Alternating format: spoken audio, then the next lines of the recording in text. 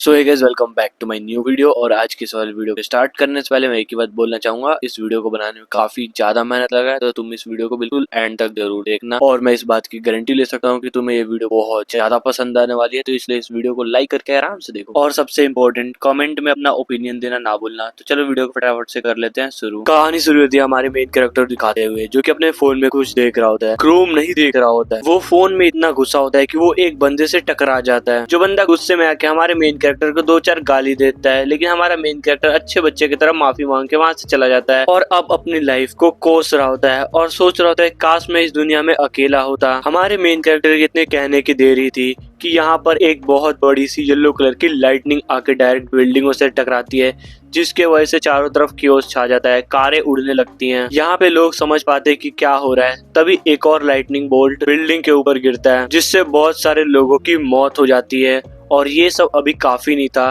कि आसमान से बहुत सारे लाइटनिंग बोल्ट और गिरने लगते हैं। लोग अपनी जान बचाने के लिए भाग रहे हैं और उसमें हमारा मेन कैरेक्टर भी है। तभी वो एक लड़की को देखता है और उसे अपनी ओर बुलाता है, मतलब लोग मर रहे हैं और बंदे को चाहिए सेटिंग बाजी। लेकिन तभी एक एम्बुलेंस आके लड़की के ऊपर सीधा गिर जाती है और लड़की की डेथ ऑन द स्पॉट हो जाती है। मतलब एम्बुलेंस को लोगों की जान बचाते हुए देखा है, लेकिन पहली बार किसी की जान लेते हुए देखा है। और इधर हमारा हीरो रो रहा है और भागे जा रहा है और सोच रहे कहीं सपना तो नहीं। और तभी उसको सपने से जगाने के लिए उसके सामने एक बड़ा सा ट्रक आ जाता है और हीरो पहले ही एपिसोड में मर जाए उससे पहले ही हमारा हीरो किसी और वर्ल्ड के अंदर टेलीपोर्ट हो जाता है और उस जगह पे भी लाइटनिंग बोल्ट गिर रहे होते हैं। और एक्चुअली में हमारा मेन कैरेक्टर ही ये लाइटनिंग बोल्ट होता है और वो यहाँ पर सबसे पहले अपनी आंखें खोल के बोलता है, यार मैं नंगा क्यों हूँ। और वो अभी शॉक में होता है, लेकिन उसका शॉक 2x हो जाता है जब वो आसमान में देखता है। वहाँ वो क्या देखता है, वहाँ पर लायन देखते हैं जो कि उड़ रहे होते हैं और साथ में देखता है 2 चंदा मामा, जिसको देखकर वो बिल्कुल शॉक में चला जाता है। और तभी उसे एक आवाज आती है, फिर वो खड़ा होके देखता है, उसे एक मिलता है सरप्राइज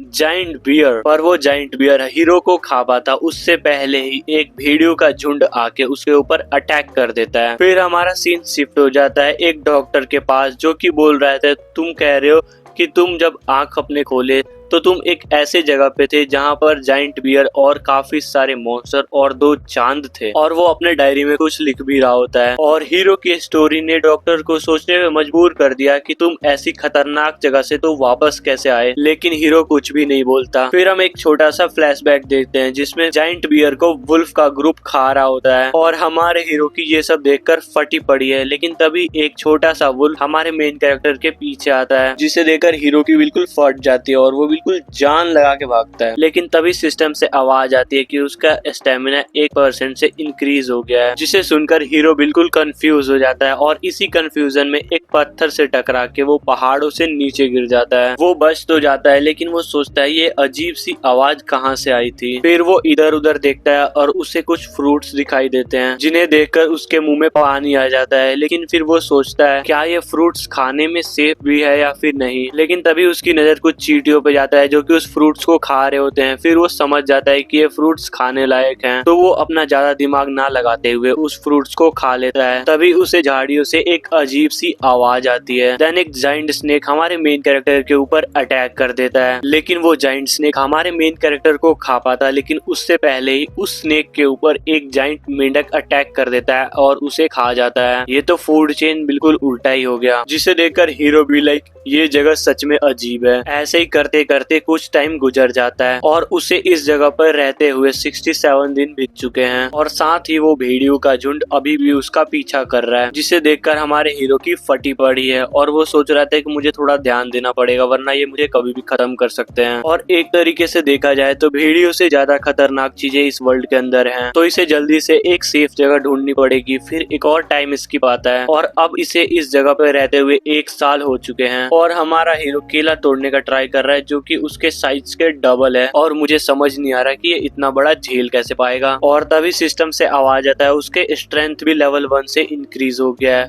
जो कि देखने में ही लग रहा है कुछ ज्यादा ही मस्कुलर हो चुका है और इसके पास बाहर जाने का कोई रास्ता नहीं है, तो इस जगह पर ही ये ढलने का कोशिश करता है और साथ में ही ये भेड़ियों का झुंड इसका पीछा छोड़ने का नाम नहीं ले रहे। पर तभी उसे एक अजीब सी आवाज आती है। ऊपर देखने पता चलता है कि ये आवाज एक किंग कॉन्ग की है, सस्ते किंग कॉन्ग की। वो हमारे हीरो पर एक तगड़ा पंच मारता है, लेकिन हमारा हीरो इजीली उसको डॉज कर देता है। और इस सस्ते किंग कॉन्ग की अकल थोड़ी सी घुटने में होती है, क्योंकि वो उसी डाली पर जाके खड़ा हो जाता है जिस पर उसने सुपर पंच मारा होता है। इस वजह से वो डाली टूट जाती है और वो डायरेक्ट नीचे की तरफ गिरने लगता है। और इस सस्ते किंग कॉन्ग के गिरने का इम्पैक्ट इतना ज्यादा होता है कि हमारा क्यूट सा भेड़िया उसके इम्पैक्ट से दूर फेंका जाता है और उसके पैर में चोट भी लग जाता है। लेकिन ये भेड़िया हमारे हीरो जितना डरपोक और कमजोर नहीं है और वो सस्ते किंग कॉन्ग को चैलेंज कर देता है, जिससे किंग कॉन्ग गुस्सा और एक सुपर पंच देकर मारता है। देन वो क्यूट भेड़िया फिर से हवा में उड़ जाता है और तभी हमारा हीरो पीछे से आता है और किंग कॉन्ग की आंख ही फोड़ देता है। और किंग कॉन्ग भी लाइक हमारे हीरो को पकड़ता है और एक टॉय के तरह उठा के फेंक देता है और हीरो पेड़ से जाकर भिड़ जाता है। और इसके बाद वो किंग कॉन्ग हमारे मेन कैरेक्टर के ऊपर अटैक करने के लिए बढ़ता है। लेकिन तभी सीन कट हो जाता है और हम उस डॉक्टर को देखते हैं जो पूछता है, क्या तुमने सचमुच ये सब कुछ किया था? फिर हीरो कहता है कि मैं लड़ाई से भाग नहीं सकता था और ये कोई सल्यूशन भी नहीं था और मैं जहाँ कहीं भी जाता वहाँ का रूलर मेरी लेने के पीछे पड़ा होता। सीन वापस आता है जहाँ पर हमारा मेन कैरेक्टर घायल होता है और सस्ता किंग कॉन्ग अटैक करने के लिए बिल्कुल रेडी होता है। और जैसे अटैक करने वाला होता है वहीं पर अचानक से बहुत सारे भेड़िया आ जाते हैं बीच में और हमारे मेन कैरेक्टर की जान बचा लेते हैं और उस सस्ते किंग कॉन्ग को खा जाते हैं। और इसी के साथ हमारा मेन कैरेक्टर की आंखें बंद हो जाती है, वो बेहोश हो जाता है और वो सोचने लगता है कि यही उसका एंड है। लेकिन ये सारे के सारे भेड़िया हमारे मेन कैरेक्टर के ऊपर अटैक नहीं करते। वो सोचते हैं कि हमारे बंदे ने इस क्यूट से भेड़िए को बचाया है और असल में वो क्यूट भेड़िया इस रेड फॉक्स ग्रुप का लीडर का बेटा है। और इसके बाद एक और टाइम स्किप आता है और हमारे हीरो को यहाँ पर रहते हुए 2 साल बीत चुके हैं। वो भेड़ियों के ग्रुप के साथ रहता था, उन्हीं के साथ खेलता था, उन्हीं के साथ खाता था, उन्हीं के साथ ट्रेनिंग करता था, उन्हीं के साथ घूमता था। और देख के ऐसा लगता है कि उन भेड़ियों ने हमारे मेन कैरेक्टर को अपने ग्रुप में शामिल कर लिया है। और ऐसे ही हमारे हीरो को इस जंगल में 31 साल हो जाते हैं और इसे ना तो इस जगह से बाहर निकलने का रास्ता पता है और ना ही यहाँ पर कोई और इंसान है। लेकिन यहाँ पे रहते हुए हमारा बंदा काफी ज्यादा स्ट्रांग हो चुका है, जो कि एक स्नेक को मार देता है और एक बॉर को इजिली अकेले ही मार देता है, वो भी एक शॉट के अंदर। और उसके बाद एक और टाइम स्किप और उसे यहाँ रहते हुए 120 साल हो चुके हैं। वो डेली सर्वाइवल के लिए हंट करता, इसी बीच उसने काफी दोस्त बनाए और कुछ को खोया भी। और हमारा हीरो अपनी सारी उम्मीद खो चुका था। तभी सीन दोबारा से डॉक्टर के ऊपर शिफ्ट होती है। डॉक्टर हमारे मेन कैरेक्टर से पूछता है, तो तुम वहाँ पर 500 साल रहे थे और भेड़ियों के राजा बने और इंसानों से 500 सालों तक बात नहीं किया, तो वापस कैसे आए? और तभी सीन शिफ्ट होता है किंग कॉन्ग और रेड वुल्फ पर, जो कि आपस में लड़ रहे होते हैं मूनलैंड पर कब्जा करने के लिए। और हमारा हीरो भी उसी फाइटिंग एरिया में है और वो एक किंग कॉन्ग के ऊपर अटैक कर रहा है, लेकिन वो तभी फिर से टेलीपोर्ट हो जाता है, वो भी अर्थ पर। फिर हमारा सीन शिफ्ट होता है और हमें दिखाया जाता है एक लड़की को जो कि 2 लोगों के साथ कहीं जा रही होती है और वो अपने फोन में देख रही होती है रेडियो वेव सिग्नल्स को। और तभी उसे कुछ अजीब सा लगता है क्योंकि डायमेंशनल एनर्जी 4 से बाहर थी। और तभी दूसरा बंदा बोलता है, जल्दी से पोर्टल कंट्रोल टीम को मैसेज भेजो। जैसे ही वो लड़की मैसेज सेंड करती है उसके सामने एक पोर्टल खुल जाता है, जिसे देखकर वो डर जाती है और यहाँ से भागना शुरू कर देती है। और एक सोल्जर की इतनी फट जाती है कि उसकी पैंट ही गीली हो जाती है, लेकिन लड़की फाइट के लिए रेडी हो जाती है और कहती है, मैं तुम्हें कुछ टाइम दूंगी, उतने में तुम यहाँ से भाग जाना। इतने में ही वो दूसरा ऑफिसर इमरजेंसी टीम को मैसेज कर देता है हेल्प के लिए। पर तभी पोर्टल से एक ह्यूमन की परछाई निकलती है, जिसको देखकर जो लड़की अभी पहले बाहुबली बन रही थी वो अब बिल्कुल भी हिल नहीं पा रही होती है। और जो बंदा पोर्टल से निकलता है वो होता है हमारा हीरो, जो कि एक डेडलिस्ट लुक के साथ बाहर आता है, लेकिन बाहर आते के साथ बेहोश। पर ऑफिसर भी लाइक एक और इंसान पोर्टल से बाहर आ गया। और इस तरफ ये लड़की सोच रही होती है, इस बंदे के आने से इतनी ज्यादा प्रेशर निकला जो मैंने आज तक बहुत ज्यादा ही खतरनाक डंजन के अंदर बॉस के अंदर से भी महसूस नहीं किया। और अब सीन आता है प्रेजेंट में, जो कि डॉक्टर बोलता है थैंक यू और कहता है तुम्हारी गवाही और मेडिकल रिपोर्ट ये सारे हंटर के साथ शेयर किया जाएगा और अब तुम काफी हेल्दी लग रहे हो, तो तुम्हें अब जल्दी ही छुट्टी मिल जाएगी। और बंदा भी डॉक्टर को थैंक यू बोलता है क्योंकि उसने 1000 सालों के बाद किसी इंसान से बात किया, इसके लिए थैंक यू तो बनता ही है। हमारे मेन कैरेक्टर से डॉक्टर भी बोलता है, तुमने हमारे साथ एक वैल्यूएबल कहानी शेयर की है तो हमें थैंक यू तुम्हें बोलना चाहिए। ये बोलकर डॉक्टर चला जाता है और सोचता है ये पेशेंट सच में इंटरेस्टिंग है और इसने जो कहानी सुनाई इससे ये एक अच्छा नोवेलिस्ट बन सकता है। मतलब समझ रहे हो, डॉक्टर को उसकी बात पर यकीन ही नहीं हुआ। फिर सीन सीधा जाता है अवेकनर ब्यूरो पर। वहाँ पर हमें दिखाया जाता है उसी लड़की को जो उस पोर्टल के पास होती है जहाँ पर हमारा मेन कैरेक्टर निकला था। और वो लड़की हमारे मेन कैरेक्टर के कार्ड को देखने के बाद बोलती है कि ये कैसे हो सकता है। फिर ये बंदा बोलता है क्या जो है सही है। फिर ये लड़की बताती है कि इसमें लिखा है कि वो बंदा एक एफ रैंकर है। तो ये बुड्ढा भी लाइक हाँ वो एक एफ रैंकर ही है, ये बहुत ज्यादा अलग ही पेशेंट है। अगर ये एक ई रैंकर होता तो इसको थोड़े बहुत एडवांटेज भी मिल जाते हैं। ये लड़की उस कार्ड को देखते हुए बोलती है ये कैसे हो सकता है कि वो एक एफ रैंकर है। अगर वो एक एफ रैंकर है तो वो एक मामूली इंसान हुआ, तो वो कैसे उस पोर्टल से बाहर आ सकता है। तो बुड्ढा बताता है हो सकता है कि वो एक लकी बंदा हो। और वो बुड्ढा इस लड़की को उसका रिपोर्ट भी दिखाता है जिसमें लिखा होता है ये एक PTSD का पेशेंट है जो रिटर्नर्स को कभी कभार हो जाता है। और साथ में उसमें ये भी लिखा होता है कि ये एक वुल्फ की तरह बिहेव कर रहा है। और उस लड़की को अभी भी बिलीव नहीं हो रहा था, तो वो पूछती है क्या ये सच में उसी बंदे का रिपोर्ट है। तो ये बुड्ढा बोलता है हो सकता है कि वो एक एफ रैंकर ना हो क्योंकि वो एक रिटर्नर है, तो हमें उसे उसी तरीके से ट्रीट करना पड़ेगा। फिर ये लड़की बोलती है मैं सारे डॉक्यूमेंट खुद जाके उसको दूंगी क्योंकि इस लड़की को खुद चेक करना होता है। फिर सीन जाता है हमारे हीरो पर जिसको अर्थ पर आए हुए पूरे 2 हफ्ते हो चुके थे। पहले वो धरती पर आने के लिए तड़प रहा था, लेकिन जब से वो धरती पर आया तब से वो अजीब सा फील कर रहा है। और कमेंट में जरूर बताना इस सीरीज को मुझे आगे बढ़ाना चाहिए या फिर नहीं। और हाँ, वीडियो को लाइक और चैनल को सब्सक्राइब करके एंजॉय करो वीडियो। तभी एक नर्स रूम में आती है और बोलती है खाना खाने का टाइम हो चुका है, जिसे देखकर हमारे हीरो के पेट में चूहे कूदते हैं। इसके बाद हमारे मेन कैरेक्टर को काफी ज्यादा इन्फॉर्मेशन मिलती है। इसको ऐसा लग रहा था कि वो 1000 सालों तक उस प्लेनेट पे रहा है, जिस वजह से यहाँ पर आएगा तो इसकी फैमिली फ्रेंड सारे के सारे मारे जा चुके होंगे। लेकिन ऐसा कुछ भी नहीं था, ये बस यहाँ पर 10 साल बीता है, वहाँ 1000 यहाँ पे 10। और यहाँ पे इसको पता चलता है कि उसकी मम्मी और पापा उसी दिन डंजन ब्रेक में मारे जा चुके थे, लेकिन इसका भाई अभी भी जिंदा है। ये पढ़ते इसका मत्था बिल्कुल फिरक जाता है। वो यहाँ से डायरेक्ट गेट खोल के बाहर भाग जाता है और सबसे बोलता है मुझे उस टकले डॉक्टर से मिलना है। वहाँ पहुँचते हीरो टकले से बोलता है कि मेरा भाई अभी भी जिंदा है और मुझे उसको ढूंढना है, तो जल्दी से मेरे रिलीज फॉर्म पे साइन करो। लेकिन टकला भी बोलता है मुझे नहीं लगता कि आप अभी सोसाइटी में जाने के लिए पूरी तरीके से रेडी हो, तो बेटर होगा कि आप जब तक वेट करो जब तक हम तुम्हारे भाई को ढूंढ न ले। लेकिन हमारा मेन कैरेक्टर भी लाइक अबे टकले मैं तेरी कोई परमिशन लेने यहाँ पर नहीं आया। हीरो को इतने ज्यादा गुस्सा में देखकर डॉक्टर भी उसको जाने के लिए परमिशन दे देता है, लेकिन एक कंडीशन पर, जो कंडीशन अभी हमें भी नहीं बताया जाता है। फिर हमें दिखाया जाता है सारे के सारे लोग बाहर आ जाते हैं, यानी कि हमारा मेन कैरेक्टर टकला और टकले के एक असिस्टेंट। टकला हमारे मेन कैरेक्टर को गाड़ी में बैठा देता है और ड्राइवर से बोलता है ये अभी अच्छी तरीके से रिकवर नहीं हुआ, तो इसको गाड़ी थोड़ा स्लो चला के इसके डेस्टिनेशन पे पहुंचा दो। इसके बाद टकले की असिस्टेंट पूछती है वैसे डॉक्टर आपने उसकी इतनी ज्यादा मदद की, उसको कपड़े दिए, उसके हॉस्पिटल का बिल भरा और तो और उसे अपने पैसे से टैक्सी भी करवाई, इतना तो एफ रैंक हंटर को कोई हंटर एसोसिएशन भी नहीं करेगा, तो आपने उसको इतनी ज्यादा फैसिलिटीज क्यों दी। फिर टकला बताता है कि उसको हमारे हीरो से स्टोरी सुननी थी जो कि उसने अभी आधी ही सुनी है। और ये सुनकर वो नर्स शॉक हो जाती है और टकला बोलता है क्या तुम किसी को बुला सकती हो जो ये डोर फिक्स कर सके। तो नर्स बताती है मैंने पहले ही इन्फॉर्म कर दिया कोई आता ही होगा इसको ठीक करने के लिए, लेकिन ऐसा किसने किया। फिर हमें पता चलता है इसके पीछे हमारा मेन कैरेक्टर होता है। इसका टकला अपने रूम के अंदर आके बैठता है और सोच रहा होता है कि बहुत दिनों बाद मैंने कोई ऐसा पेशेंट देखा है, ये मेरे लाइफ का दूसरा पेशेंट है जो कि इतनी ज्यादा पावर रखता है। इसके बाद यहाँ से सीन शिफ्ट होता है एक टैक्सी में जो कि ट्रैफिक में फंसी होती है।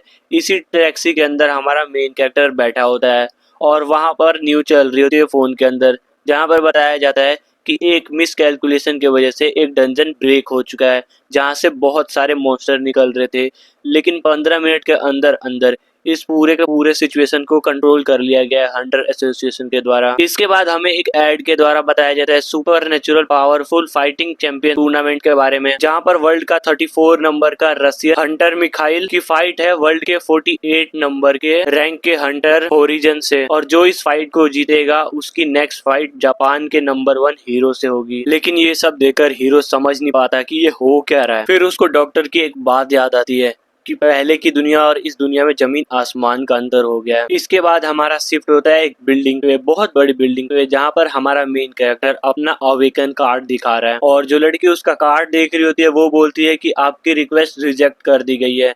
तो हमारा मेन कैरेक्टर बोलता है ऐसा कैसे रिजेक्ट कर दिया। फिर लड़की बताती है कि आप एक एफ रैंक हंटर तो हैं, लेकिन इसके साथ ही आपको पॉइंट चाहिए होती है, जो कि आपके 4 पॉइंट अभी भी कम है। लेकिन हमारे हीरो को कुछ समझ नहीं आ रहा होता है और वो सोच रहा था कि अभी तो 2 हफ्ते पहले ही तो मैं होटल से बाहर आया हूँ। ये सुनकर लड़की को विश्वास नहीं हो रहा होता है, क्योंकि एफ रैंक मतलब नॉर्मल पर्सन, और नॉर्मल पर्सन होटल से बाहर नहीं आ सकते, वरना उनके टुकड़े टुकड़े हो जाएंगे। तो पहले या तो किसी अवेकनिंग अकेडमी जाओ या फिर गिल्ड में जाकर पॉइंट कमाओ, और जब अवेकन हो जाओ फिर यहाँ आना। इसके बाद सीन शिफ्ट होता है और हमारा हीरो, जिसका नाम पार्क है, वो सोच रहा होता है कि यहाँ का सिस्टम कुछ ज्यादा ही अजीब है। इसके बाद हमारा सीन जाता है एक टैक्सी पर, जहाँ पर हमारा मेन कैरेक्टर बैठा होता है और वो पूछ रहा होता है कि ये जो गेट है ये कितने दूर तक फैले हैं। टैक्सी वाला बताता है कि ये गेट पूरे वर्ल्ड में फैले हुए हैं और ये पूरे 100 गेट्स के हैं। फिर हमारा मेन कैरेक्टर भी लाइक मुझे वो ऐप चाहिए। इसके थोड़ी देर बाद वो अपनी डेस्टिनेशन पे पहुंच जाता है, जो कि है सियोन गेट एरिया 27। इसके बाद हमारा मेन कैरेक्टर बिल्डिंग की तरफ जाने लगता है, जिसमें बड़े अक्षरों में लिखा होता है 27। फिर वहां जाने पर 2 ऑफिसर्स उसको रोक लेते हैं और पूछते हैं कि तुम यहाँ पर करने क्या आए हो। तो हमारा मेन कैरेक्टर बोलता है मुझे हंटिंग करनी है। तो वो बोलता है मुझे हंटिंग आईडी दिखाओ। हमारे मेन कैरेक्टर के पास हंटिंग आईडी नहीं होती है। तो सोल्जर्स बोलते हैं कि हम सिविलियंस को अंदर जाने की परमिशन नहीं दे सकते हैं। लेकिन तभी एक बहुत बड़े धमाके की आवाज आती है। उस तरफ देखने में पता चलता है कि एक कार बहुत तेजी से आ रही होती है।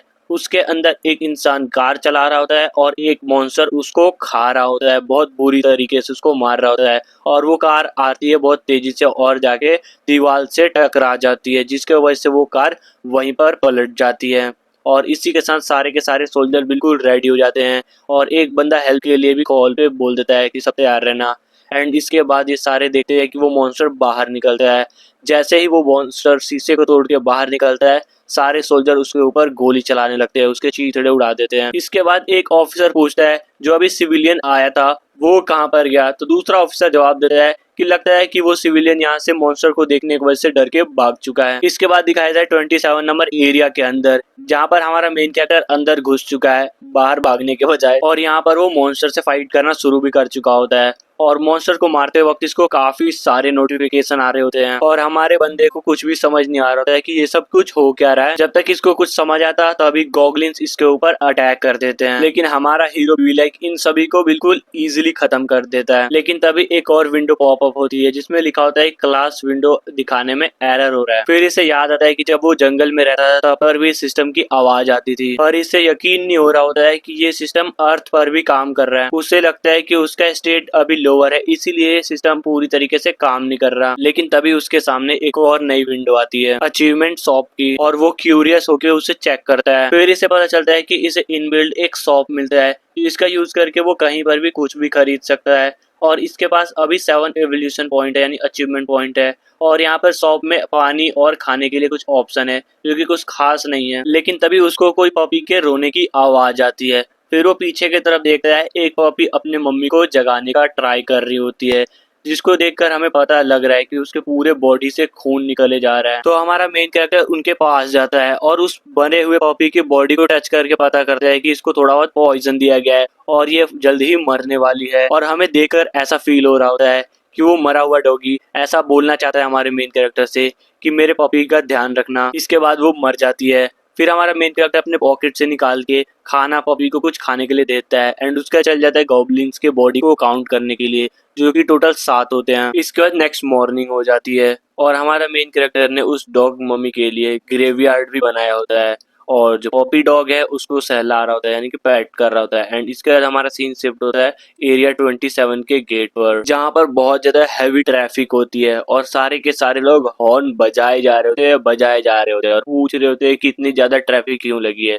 लेकिन तभी उन सबके मुंह खुले रह जाते हैं जब वो पीछे मुड़ के देखते हैं कि हमारा मेन कैरेक्टर काफी सारे ज़ॉम्बीज को, मॉन्स्टर्स को अपने पीठ पर लाद के ला रहा है। सबकी आंखें फटी की फटी रह जाती है कि इस बंदे ने अकेले इतने सारे ज़ॉम्बीज को कैसे मार लिया। इसके बाद हमारा बंदा उन ज़ॉम्बीज की बॉडी को बेचने के लिए जाता है और उसे मिलते हैं टोटल 2.1 मिलियन वॉन, और उनमें सबसे वैल्यूएबल आइटम था ब्लड स्टोन, जो ज़ॉम्बीज के हार्ट के अंदर होता है। और इनके अंदर जितनी एनर्जी स्टोर होगी उनकी प्राइस उतनी ही हाई होगी। और हमारे हीरो के पास कोई बैंक अकाउंट ना होने की वजह से वो लड़की हमारे हीरो को पूरा पैसा कैश में पे करती है। और हमारा हीरो भी लाइक अगर मैं एक हंटर बन जाऊंगा तो कितने कम टाइम में मैं एक अमीर बंदा बन जाऊंगा। इसके इसके बाद सीन जाता है एक रैंडम कन्वीनियंस स्टोर पर, जहाँ पर दो बंदे आपस में बात कर रहे होते हैं। काउंटर वाला बंदा खुश होता है कि ब्लैक बंदे को जॉब मिल गई है और वो उसके बच्चे के लिए एक चॉकलेट भी देता है। इसके बाद ब्लैक जैकेट वाला बंदा चॉकलेट ले लेता है और अपने ट्रक को चलाते हुए यहाँ से चला जाता है गाना गाते हुए। थोड़ी देर में अपने घर पे पहुंच जाता है, तभी उसके पीछे से आवाज आता है पार्क जिनहू। फिर हमें समझ आता है ये हमारे मेन कैरेक्टर के भाई है, लेकिन उसे हमारे हीरो ने आवाज नहीं लगाई होती है। उसे कुछ लोग आके डायरेक्ट बिना किसी रीजन, बिना किसी बात के पंच मार देते हैं और उसे पकड़कर अपने साथ ले जाते हैं। और इन्हें देखकर पता लग रहा है कि ये लोन शार्क वाले बंदे हैं, जिन्हें इस बंदे से पैसा चाहिए। जिन्हू उन्हें 2.4 मिलियन वॉन देता है, जो इस महीने के प्रिंसिपल और इंटरेस्ट के हिसाब से काफी होते हैं। लेकिन ये कमीड़ा बंदा ऐसे नहीं छोड़ने वाला था। वो बोलता है 160 का तो प्रिंसिपल और 120 लेट एंट्रेंस फी वो कौन देगा, और हम जो तेरे 4 दिन से चक्कर लगा रहे हैं उसकी फीस कौन देगा। और ये सुनकर जिन्हू रोता है और बोलता है मुझे माफ कर दो, मुझे बस 3 दिन का टाइम दे दो, मैं आपके सारे पैसे दे दूंगा। लेकिन ये कमीड़ा बंदा उसे बेल्ट की जोर के दे के मारता है। लेकिन जैसे ही कुछ बोलने वाला था, तभी दूर से एक आवाज आती है जो कि जिन्हू को आवाज लगा रही होती है। और जैसे ही जिन्हू पीछे मुड़ के देखता है, उसको देखने को मिलता है हमारा हीरो यानी उसका भाई, बिल्कुल डेडली मोड के अंदर। और जिन्हू उसे देखकर समझ जाता है कि ये तो मेरा भाई सूहो है। फिर हमारा बंदा उसके पास जाता है और पूछता है तू जुनहो है ना। फिर हमें एक छोटा सा फ्लैशबैक दिखाया जाता है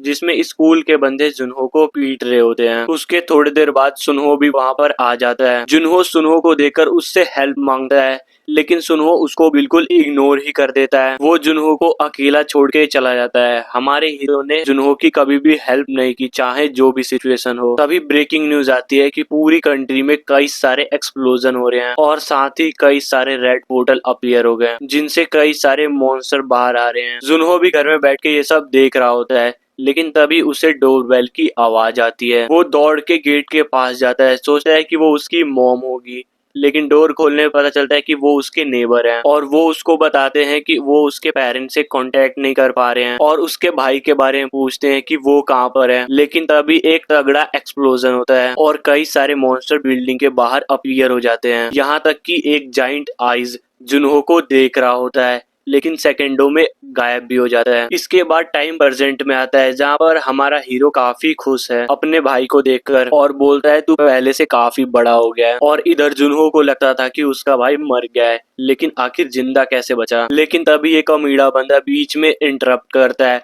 और बोलता है क्या ये तू श्योर है कि ये तेरा बड़ा भाई है। लेकिन हमारा हीरो इसका सर पकड़ता है और एज अ टॉय दूर फेंक देता है। ये सब देखकर जुनहो बिल्कुल शॉक में जाता है और जो गुंडे के दोस्त है वो भी बिल्कुल शॉक हो जाते हैं। फिर हमारा हीरो अपने भाई से पूछता है क्या वो ठीक है, उसे ज्यादा दर्द तो नहीं हो रहा। तो जुनहो बोलता है कि हाँ वो बिल्कुल ठीक है। लेकिन तभी दूसरा गुंडा हमारे हीरो के फेस पर लात दे के मारता है, लेकिन उससे हमारे हीरो को कोई भी फर्क नहीं पड़ता। उल्टा उस गुंडे का पैर ही टूट जाता है। वो काफी ज्यादा आवाज लगाने लगता है, चीखने लगता है। ये देखकर उस तीसरे बंदे की तो बिल्कुल हालत ही खराब हो जाती है। एक तरीके से बोला तो पैंट ही गीली हो जाती है। लेकिन तभी हमारा हीरो बोलता है चल इधर आ, जिसको देखकर उस बंदे की और ज्यादा फटने लगती है कि अब तो मैं गया। और बोलता है यार मैंने तो कुछ किया भी नहीं, मैंने तुम्हारे भाई को हाथ भी नहीं लगाया, मैं तो बस बचाने वाला था तुम्हारे भाई को। पर हमारा हीरो बोलता है चल इधर आ और ये पैसे लेकर जा। और इसके बाद यहाँ से फुट ले। एंड इसके बाद हीरो और उसका भाई यहाँ से चले जाते हैं। इसके बाद ये दोनों घर पहुंचते, वहां पर एक बूढ़ी औरत जुनहो से पूछते है क्या ये तुम्हारा सच में भाई है।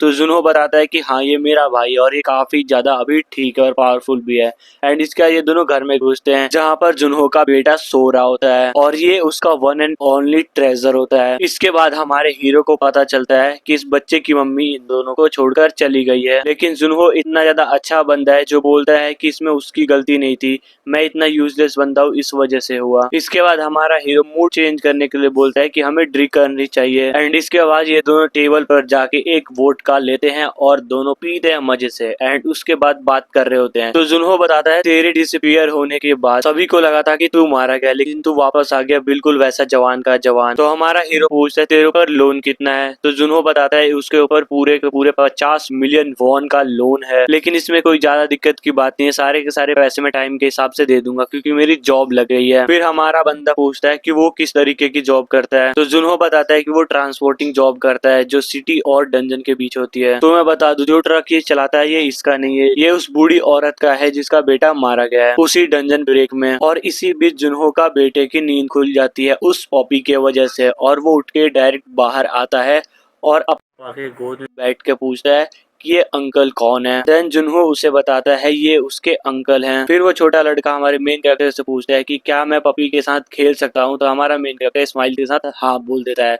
फिर वो जाके पपी के साथ खेलने लगता है, जिसे देखकर जुनहो बताता है उसे हमेशा से ही एक पपी चाहिए था। तभी हमारा हीरो बोलता है चलो साथ में काम करते हैं, लेकिन जुनहो को कुछ समझ नहीं आता कि हीरो बोल के आ रहा है। फिर हीरो बताता है कि वो सारा काम खुद करेगा, लेकिन उसे वो ट्रक चाहिए। फिर जुनहो उससे पूछता है तू उस ट्रक का क्या करेगा। तब हमारे बंदे का एक कोल्ड रिप्लाई आता है, मॉन्स्टर हंटिंग। और ये सुनकर जुनहो कम्प्लीटली शॉक हो जाता है। इसके बाद हमारा सीन शिफ्ट होता है दोबारा से ब्यूरो के पास। वहां पर दोबारा से लड़की उसकी आईडी देखते है और इस बार शॉक हो जाती है क्योंकि ये रजिस्टर हो गया होता है एज अ रिटर्नी। तो हमारा हीरो पूछता है क्या अब मैं क्वालिफाई हो चुका हूँ, और ये लड़की भी हमारे हीरो को कांग्रेचुलेट करती है और गिफ्ट के तौर पर एक्सफोन 50 देती है, आईफोन का महंगा वर्जन। और साथ ही ये बोलती है कि अवेकन सेंटर ऐप डाउनलोड करना मत भूलना। और साथ में बताती है कि जब तुम बहुत सारे मॉन्स्टर को मारोगे और उनके एनर्जी कलेक्ट करोगे तो तुम ई रैंक पे प्रमोट कर दिए जाओगे, और इसके साथ तुम्हें बहुत सारे बेनिफिट मिलेंगे जिनमें से एक है पेंशन का। तो लड़की उससे पूछती है क्या आपको स्टेट विंडो ओपन करने आता है क्या, क्योंकि रिसेंट टेक्निकल इश्यू की वजह से इंटरफेस चेंज हो गए हैं। और उसी मोमेंट हमारे बंदे के सामने सिस्टम स्क्रीन आ जाती है और सारे स्टेट दिखते हैं उसमें। और ये सब देखकर हमारा बंदा सोच रहा होता है कि उसका स्टेट इतना लो क्यों है। फिर हमारा सीन शिफ्ट हो जाता है हमारे हीरो के भाई पर, जो कि काफी ज्यादा खुश होता है उसके बड़े भाई के फोन लेने पर, और ऑफिशियली हंटर के लिस्ट में ज्वाइन होने पर उसे कॉन्ग्रेचुलेट करता है और आगे बोलता है अब तो तुम्हें बस हंटर एग्जाम पास करना है। और हमारा बंदा भी लाइक टेस्ट से पहले मुझे तेरा कर्ज चुकाना है। तो जुनहो बोलता है अभी भी तू एफ रैंकर है, मुझे तो नहीं लगता है तू इतना ज्यादा कैपेबल है कि तू मॉन्स्टर हंट करे। लेकिन हमारा बंदा उसकी बात सुने बिना ही कॉल को कट कर देता है। तो जुनहो सोचता है यार ये सच में मेरा ही भाई है। इसके बाद हमारा बंदा मॉन्स्टर बाउंटी चेक करता है तो देखता है कि एक गेट तो क्लोज हो गया है। फिर सीन जाता है एरिया 77 पर, जहाँ पर सभी गाड़ियों को चेक करके भेजा जा रहा है। फिर हम एक गाड़ी को देखते हैं जहाँ पर काफी सारे लोग बैठे हैं और वो सारे के सारे नर्वस लग रहे हैं। तभी जो गाड़ी चला रहा होता है वो बंदा बोलता है अरे यार चिल करो यार, हम सब अवेकनर हैं। फिर वो उन्हें याद दिलाता है कि अगर हमें सीला ग्रुप का ऑफिशियल मेंबर बनना है तो हमें डंजन टेस्ट पास करना ही होगा। इसकी बातें सुनकर सारे बंदे मोटिवेट हो जाते हैं, लेकिन ये बंदा काफी ज्यादा इरिटेट हो जाता है और कहता है ये सभी के सभी लूजर हैं। और वो साफ बोलता है तुम ये सब पैसों के लिए कर रहे हो और तुम बिना कनेक्शन के यहाँ तक नहीं पहुँच पाते। और फिर ये बंदा बोलता है इस बार हमें न्यू रिक्रूटमेंट में कोई टैलेंटेड बंदा नहीं मिला। तभी हमारा सीन जाता है हमारे हीरो पर, जो कि यहाँ पर आ चुका है। और तभी उससे एक सोल्जर बोलता है अपना रिटर्निंग कार्ड यहाँ पर डालो। और जैसे ही वो अपना आईडी कार्ड उस मशीन में डालता है तो वैसे ही सोल्जर को उसकी सारी डिटेल मिल जाती है और जाते वक्त उसे वार्न करता है कि तुम्हारे लिए फीड लिमिटेड है तो कभी भी डंजन के अंदर एंटर मत करना। और हमारा बंदा जाने लगता है। तभी पीछे से कार में बंदे सोच रहे होते ये कौन है जो बिना वेपन और टूल के ऐसे ही अंदर जा रहा है, ये पागल वागल तो नहीं है। तभी वो अपने पास बैठे बंदे से बोलता है इसका पीछा करो। लेकिन जैसे ये फील्ड के अंदर पहुंचते हैं हमारा हीरो इनके आंखों के सामने से गायब। इन्हें समझ नहीं आ रहा होता है कि वो ये अचानक से यहाँ से कैसे चला गया, लेकिन ये बंदा समझ जाता है कि हमारे हीरो में कुछ ना कुछ स्पेशल बात है। उन्हें हमारा बंदा इसलिए नहीं दिखा क्योंकि हमारा बंदा बहुत तेज स्पीड में आगे निकल गया था और वो आगे जाके थक जाता है। फिर बोलता है ये है मेरी बॉडी की स्टेट, मैं कितना कमजोर हूँ भाई। इसलिए वो सोचता है कि अब वो फिर से ट्रेनिंग स्टार्ट करेगा। पर तभी उसे एक आवाज आती है जो कि एकदम शॉर्ट फाइट जैसी होती है। लेकिन वो जैसे ही वहाँ पहुँचता है तो वो देखता है कि कुछ हंटर को कुछ बुरे लोगों ने घेर कर रखा हुआ है और हमारा बंदा समझ जाता है कि उन हंटर ने हार मान लिया है और वो लड़ने के बारे में बिल्कुल नहीं सोच रहे। पर तभी एक आदमी कार से बाहर आता है और पूछता है कि इतना टाइम क्यों लग रहा है इन लोगों को संभालने में, देखने में मुझे शायद ये इस बुरी गैंग का बॉस लग रहा है। और वो काफी गुस्से में और बोलता है यार बस 3 लोग ही तो इन्हें जल्दी निपटाओ। तभी एक हंटर उस बॉस को देखता है और समझ जाता है कि ये घूसी चोई है जिस पर बाउंटी है वो भी 4000 की। हीरो तो ये सब सुन के जा ही रहा होता है, लेकिन जैसे ही वो सुनता है 4000 वो वहीं पे रुक जाता है और इधर सारे हंटर उसको पहचान जाते हैं कि ये घूसी चोई है जो कि सीरेक वेंटर है। तभी उस बुरी गैंग का एक बंदा बोलता है कि तुमने हमारे बॉस का नाम कैसे लिया, अब तुम सब मारे जाओगे। और बॉस भी कंफर्म करता है कि हाँ मैं वही बंदा हूँ जिसके सर पे 4K बाउंटी है, अगर चाहिए तो आ जाओ। लेकिन उन सारे के सारे बंदों की तो हालत पहले से खराब है, फटी पड़ी है। वो बोलते हैं कि अगर तुम हमें जाने दोगे तो हम तुम्हें सब कुछ दे देंगे अपना। तो बॉस बोलता है अगर तुम सब कुछ दे ही दोगे तो मजा कैसे आएगा, और वो सीधा उन पर अटैक कर देता है। और तभी बीच में आ जाता है हमारा मेन कैरेक्टर शीशा तोड़ते हुए, और डायरेक्ट एक हीरो वाली एंट्री लेता है जिससे फ्लोर भी टूट जाती है। और उसको देखकर सारे के सारे बंदे बिल्कुल शॉक हो जाते हैं कि हैं ये है कौन। और बॉस भी सोच रहा था कि हैं ये कौन है जो मरना चाहता है और फाइट के बीच में आया है। लेकिन दूसरी तरफ हमारे बंदे के मन में तो बस $4000 की ख्वाब चल रहे हैं। और जो बॉस के दोस्त होते हैं, गुंडे होते हैं, वो बोलते हैं अरे भाई अगर तू जिंदा रहना चाहता है तो यहाँ से भाग जा। और इधर बॉस बहुत जोर से हंसता है और बोलता है तू तो मुझे किसी रिटर्नी डिपार्टमेंट का भी नहीं लग रहा, तो अपने काम से काम रख। और इसी के साथ हमारे बंदे की बॉडी में एक तगड़ी सेंसेशन होती है और वो बिल्कुल जम जाता है और वो मूव भी नहीं कर पाता। और बॉस कहता है कि तू मेरी आंखों में 5 सेकंड से ज्यादा नहीं देख सकता, और अगर देखा तो तू मूव भी नहीं कर पाएगा। और इसी के साथ वो अपने गुंडे लोगों से बोलता है कि जल्दी इसे खत्म करो। और जैसे ही वो जा रहे होते हुए हमारे हीरो पे अटैक करने के लिए, लेकिन तभी हमारा हीरो बॉस के मुंह पर एक दे के पंच मारता है और उधर सारे बंदे और बॉस सोच रहा था कि इस पर मेरा मैजिक काम क्यों नहीं किया और ये हिला कैसे। तो हमारा हीरो बोलता है तू इसे इसे मैजिक बोलता है। एंड उसके बाद वो अपनी पावर एक्टिवेट करता है और एक घूसे को बनाते हुए उसके ऊपर मारने जाता है। लेकिन बॉस उस अटैक को डॉज कर लेता है और अपनी छोटी सी तलवार से हीरो पर अटैक ही करने वाला होता है। लेकिन हमारा बंदा उससे डबल स्मार्ट है, वो उसे एक लाती देकर मारता है। और जैसे ही बॉस खड़े होने की कोशिश करता है वैसे उसको मिलता है एक सुपर पंच। उसके बाद तो हमारा हीरो रुकता ही नहीं और लिटरली एक हाथ से उस बॉस को फेंक देता है। हंटरों को तो यकीन नहीं हो रहा था कि ये सब हो क्या रहा है, इतना खतरनाक बंदा इस दुनिया में। फिर हमारा हीरो उन बंदों से मजे लेने के लिए बोलता है क्या तुम भी मुझसे फाइट करोगे। और वो गुंडे भी लाइक नहीं भैया हमारी बस की कहाँ आपसे फाइट करने की, और वो सरेंडर कर देते हैं। फिर वो उन गुंडों से पूछता है कि क्या तुम लोगों के ऊपर भी इस गुंडे जैसी बाउंड्री है क्या। फिर गुंडे बताते हैं कि हमारी कोई भी बाउंड्री नहीं होती, हमारा बॉस ही था जिसके सर पे बाउंड्री थी और वो हमें डरा धमका के काम कराता था। अगर आप उन्हें ले जाओगे तो आपको बहुत सारे पैसे मिल जाएंगे। और इधर उस बॉस को अपने लोगों की बातें सुनकर रोना आ रहा है और बॉस बोलता है मैंने तुम लोगों को खिलाया पिलाया और तुम लोग मुझसे ही गद्दारी कर रहे हो। और उधर वो गुंडे भी काम नहीं है, वो बोलते हैं चुप कर, तू जैसे को तू जेल में होना चाहिए। तो हीरो बोलता है अच्छा तो तुम लोगों का कोई भी यूज नहीं है। पर तभी पीछे वाले हंटर बताते हैं कि ये सब क्रिमिनल है, अगर तुम इन सबको लेकर जाओगे तो तुम्हें कोई ना कोई रिवॉर्ड पक्का मिलेगा। और ये सुनकर उन हंटर की हालत देखो, वो बोलते हैं यार हम तो भैया एकदम यूजलेस एकदम बेकार है। तो हीरो पूछता है तो हम इन सबको लेकर कैसे जाएंगे।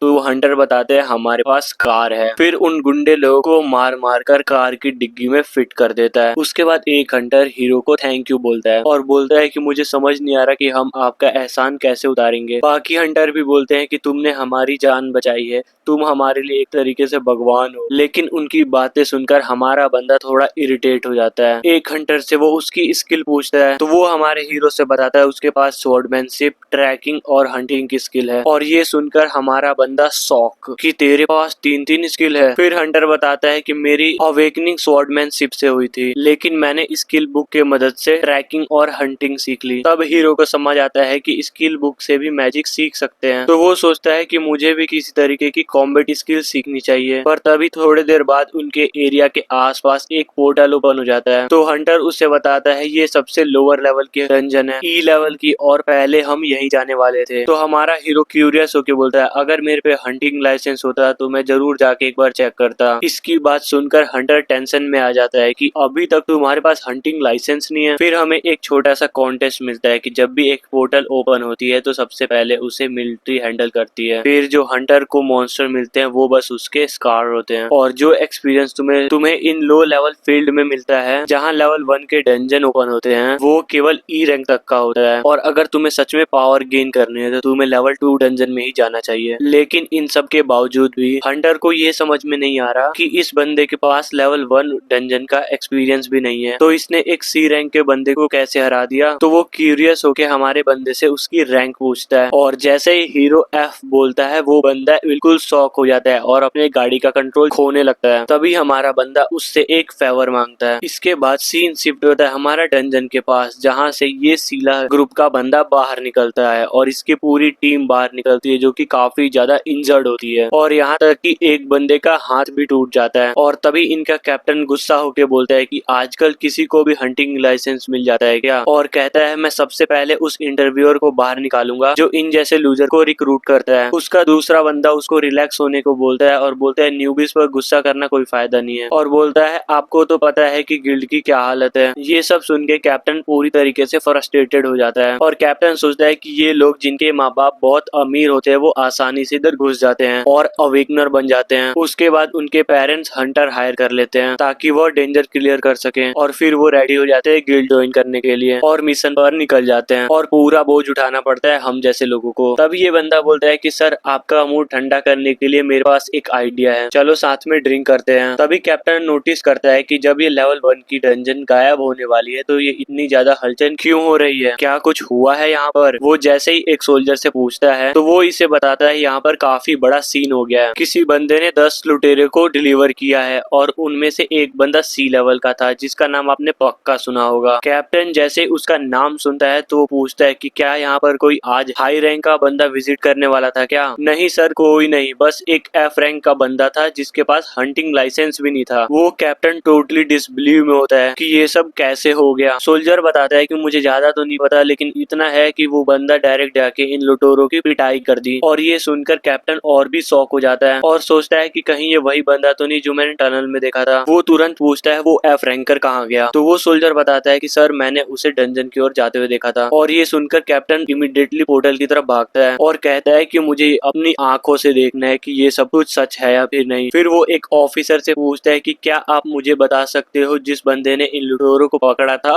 वो किस गेट से डंजन के अंदर गया है। इसी बीच हमारा हीरो उस हंटर के साथ पोर्टल में एंटर करता है और बोलता है कि इस बार तो मुझे बिल्कुल भी दर्द नहीं हुआ और मेरे कपड़े भी ठीक है। फिर वो हंटर बताता है कि जो आइटम डायमेंशनल एनर्जी के बिना होते हैं वो पोर्टल में नहीं आ पाते, और जैसा कि तुमने अभी देखा ये कपड़े इजीली पास हो गए क्योंकि ये पोर्टल के अंदर के मटेरियल से बने हैं। फिर हमारा बंदा जैसे ही साइड में देखता है तो थोड़ा सा कंफ्यूज होकर पूछता है कि ये क्या है। तब हंटर बताता है कि इसे डोर बोलते हैं। जिस पोर्टल से अभी हम आए हैं ना वो उन कई डोरों में से एक है जो पूरे 38 डंजन का एक्सेस देता है, और हम इस डोर से डंजन 24 में आए हैं। और तभी अचानक से वो डोर गायब हो जाता है जिससे हमारा हीरो पूछता है कि अब ये डोर कहाँ गया। तो वो हंटर बताता है कि अब ये डोर तभी वापस आएगा जब हम ये डंजन कंप्लीट कर देंगे। और हमारा बंदा भी लाइक तो सभी मॉन्स्टर को मारना पड़ेगा, लेकिन तभी हंटर बोलता है नहीं, अगर हम बॉस मॉन्स्टर को भी मार देंगे तो हमारा काम हो जाएगा। फिर हमारा हीरो थोड़ा स्ट्रेच करता है और बोलता है चलो फिर तो ठीक है, इसमें ज्यादा टाइम नहीं लगेगा, और एकदम तेज स्पीड में निकल जाता है। और ये देखकर हंटर बिल्कुल शॉक और सोच रहा था कि ये है कौन। उसके हिसाब से इतनी पावर के साथ हमारा बंदा रिकॉर्ड टाइम के अंदर ही लेवल 1 डंजन को क्लियर कर सकता है। लेकिन तभी उसे रियलाइज होता है कि हमारे हीरो के पास तो ट्रैकिंग एबिलिटी है ही नहीं, और अगर वो टाइम लिमिट से पहले एग्जिट डोर के पास नहीं पहुंचा तो वो यहीं पर अटक जाएगा, और अगर वो यहाँ पर अटक गया तो पोर्टल के साथ साथ वो भी गायब हो जाएगा। फिर सीन शिफ्ट होता है इस कैप्टन के पास जहाँ पर एक ऑफिसर उससे बताता है कि डोर 24 तो क्लोज हो गया। ये इसके लिए बिल्कुल भी अच्छी बात नहीं होती। फिर सीन शिफ्ट होता है वहाँ पर जहाँ पर हमारा हीरो था। वहाँ पर दिखाया जाता है बहुत सारे मॉन्स्टर इधर उधर घूम रहे होते हैं, लेकिन तभी एक हीरो को आके चाकू लगता है जो कि हमारे मेन कैरेक्टर ने उसको मारा होता है, एंड इसी के साथ यहाँ के सारे मॉन्स्टर को हमारा हीरो मार देता है। एंड उसके बाद उसके अंदर से कोर निकालने लगता है और बोलता है कि 3 मॉन्स्टर को मारने के बाद मुझे बस एक ब्लड क्रिस्टल मिला है, पर उसके लिए सबसे इम्पोर्टेंट चीज है लेवल अप करना। और इसी बीच ये हंटर भी वहाँ पर आ जाता है और इतने सारे मॉन्स्टर की डेड बॉडी देखकर सोचता है कि ये बंदा है क्या बे। और फिर वो अपनी ट्रैकिंग एबिलिटी यूज करता है और हमारे बंदे की लोकेशन ढूंढ निकालता है। और इधर हमारा हीरो अपने स्टेट चेक कर रहा होता है और कहता है मेरे पास 102 अचीवमेंट पॉइंट है जिससे वो 2 एबिलिटीज बाय कर सकता है, एंड उसके बाद वो बीस्ट टेमिंग एबिलिटी बाय कर लेता है। लेकिन तभी 2 मॉन्स्टर उसकी तरफ चार्ज करते हैं, लेकिन हमारा बंदा इजीली उनके टुकड़े टुकड़े कर देता है और उन्हें हरा देता है। और तभी उसे सिस्टम नोटिफाई करता है कि उसकी परफॉर्मेंस 545 हो गई है। देखने में लग रहा है कि सिस्टम डाटा कलेक्ट करने की कोशिश कर रहा है। तभी नोटिफिकेशन आती है कि हमारा हीरो लेवल 2 पर पहुंच गया है और वो काफी खुश हो जाता है क्योंकि उसके स्टेट एक्सपेक्टेड तरीके से बढ़ गए थे और इसी एक्साइटमेंट के साथ वो और 100 पॉइंट यूज कर लेता है और एक ट्री स्पिरिट एबिलिटी खरीद लेता है। और वो जैसे ही ट्री स्पिरिट को समन होने के लिए बोलता है, एक लाइट पूरे एरिया में फैल जाती है और एक ग्रीन स्पिरिट कह लो, एक परी कह लो, उसके सामने आ जाती है। हमारा हीरो सरप्राइज होके कहता है कि ये तो वही है ना जिसको इसने जंगल में सबसे पहली बार देखा था, और तब तो उसे लगा था कि ये एक फायर फ्लाई होगी। फिर हमारा हीरो उस स्पिरिट को ऑर्डर देता है कि जाओ मिसिंग गॉगलिन्स को ढूंढो। उसके बाद वो ट्री स्पिरिट हमारे हीरो के ऑर्डर पे वहां से निकल जाती है और मॉन्स्टर्स को ढूंढने लगती है। फिर हमारे हीरो को पता चलता है कि वो ट्री स्पिरिट जंगल के पेड़ों से मेमोरी कलेक्ट करके हमारे हीरो के माइंड में डाल रही है, पर अभी भी ये प्रोसेस काफी स्लो है, शायद उसका लेवल अभी कम है इसलिए। तभी वो अपना स्टेटस विंडो और एबिलिटी एनालाइज करता है और तब उसे पता चलता है कि अब उसके पास दो एबिलिटी है, एक सर्चिंग की तो दूसरी ट्रैकिंग की, और वो खुशी से दोनों एबिलिटी ले लेता है और वो तुरंत अपना हाथ जमीन पे रखता है और सर्चिंग एबिलिटी एक्टिवेट कर देता है। और उसे जो इन्फॉर्मेशन मिलती है वो होती है मरे हुए गॉगलिन्स की, जो कि उसी ने मारे होते हैं। पर तभी उसे एक अजीब सी प्रेजेंस फील होती है और वो समझ जाता है कि ये कोई गॉगलिन्स तो नहीं है। वो जैसे ही वहां भाग कर जाके देखता है तो क्या देखता है कि एक गॉगलिन उसके हंटर दोस्त को मारने वाला है। तो वो उस हंटर से बोलता है कि तुम यहाँ पर क्या कर रहे हो, जब मैंने तुम्हें बोला था कि सारे गॉगलिन्स मैं मारूंगा। और वो हंटर भी लाइक, भाई मैं हंट नहीं कर रहा, यहाँ मैं खुद हंट होने वाला हूँ, तो सिर्फ खड़ा मत रह, मेरी हेल्प भी कर। फिर हमारा हीरो उस गॉगलिन बस पर जंप कर देता है लेकिन वो इजिली बच जाता है। लेकिन जैसे ही गॉगलिन बस थोड़ा सा स्टेबल होने का कोशिश करता है, लेकिन तभी हमारा हीरो वहां पर आके उसके छाती में चाकू घोंप देता है। तभी सिस्टम नोटिफाई करता है कि उसका लेवल अप हो गया है और साथ ही उसको 120 अचीवमेंट पॉइंट मिल जाते हैं। और ये हंटर जो हमारे हीरो को देख रहा होता है वो टोटली अमेज हो जाता है उसकी एबिलिटी देखकर। उसके कुछ देर बाद दोनों पोर्टल से बाहर आ जाते हैं और ये पहले वाला मिलिट्री ग्रुप उनको देख रहा होता है। और तभी एक मिलिट्री बंदा बोलता है कि यही वही बंदा है ना जिसने उस बाउंटी वाले को पकड़ा था, और बोलता है कि कैप्टन खांग ने बोला था कि ये बंदा अगर वापस आ जाए तो मुझे कांटेक्ट करना। लेकिन जैसे ही दूसरा बंदा इनके डंजन क्लियर का टाइम देखता है वो बिल्कुल शॉक हो जाता है। उसे बिल्कुल भी यकीन नहीं हो रहा था कि इन दोनों ने इतने कम टाइम में डंजन क्लियर कर दिया। और इसी बीच ये हंटर लड़का बोलता है कि मुझे अब अपनी टीम के पास वापस जाना है, मैं आपसे बाद में कांटेक्ट जरूर करूंगा। और हमारा पार्क भी कहता है ठीक है, मैं सारे कपड़े वेयर हाउस में छोड़ जाऊंगा। फिर हमारा सीन शिफ्ट हो जाता है और अब हमारा बंदा एक अलग जगह पर होता है और वो जैसे ही गेट खोल के अंदर जाता है तो उससे मिलता है ये कैप्टन और वो पूछता है तुम्हारा नाम ही सुहो है, और सुहो भी लाइक तू है कौन। फिर वो कैप्टन अपना इंट्रोडक्शन देता है कि मैं खांग हूँ, 27 कॉम्बैट टीम का कैप्टन सीला ग्रुप से, क्या मुझे तुम्हारे कुछ मिनट उधार मिल सकते हैं। बाद में वो दोनों किसी रेस्टोरेंट में बैठकर बात कर रहे होते हैं। कैप्टन हमारे हीरो को इनवाइट करता है कि वो उसका ग्रुप ज्वाइन कर ले, हम तुम्हें ग्रो करने के लिए एक परफेक्ट इन्वायरमेंट देंगे। लेकिन हमारा हीरो भी लाइक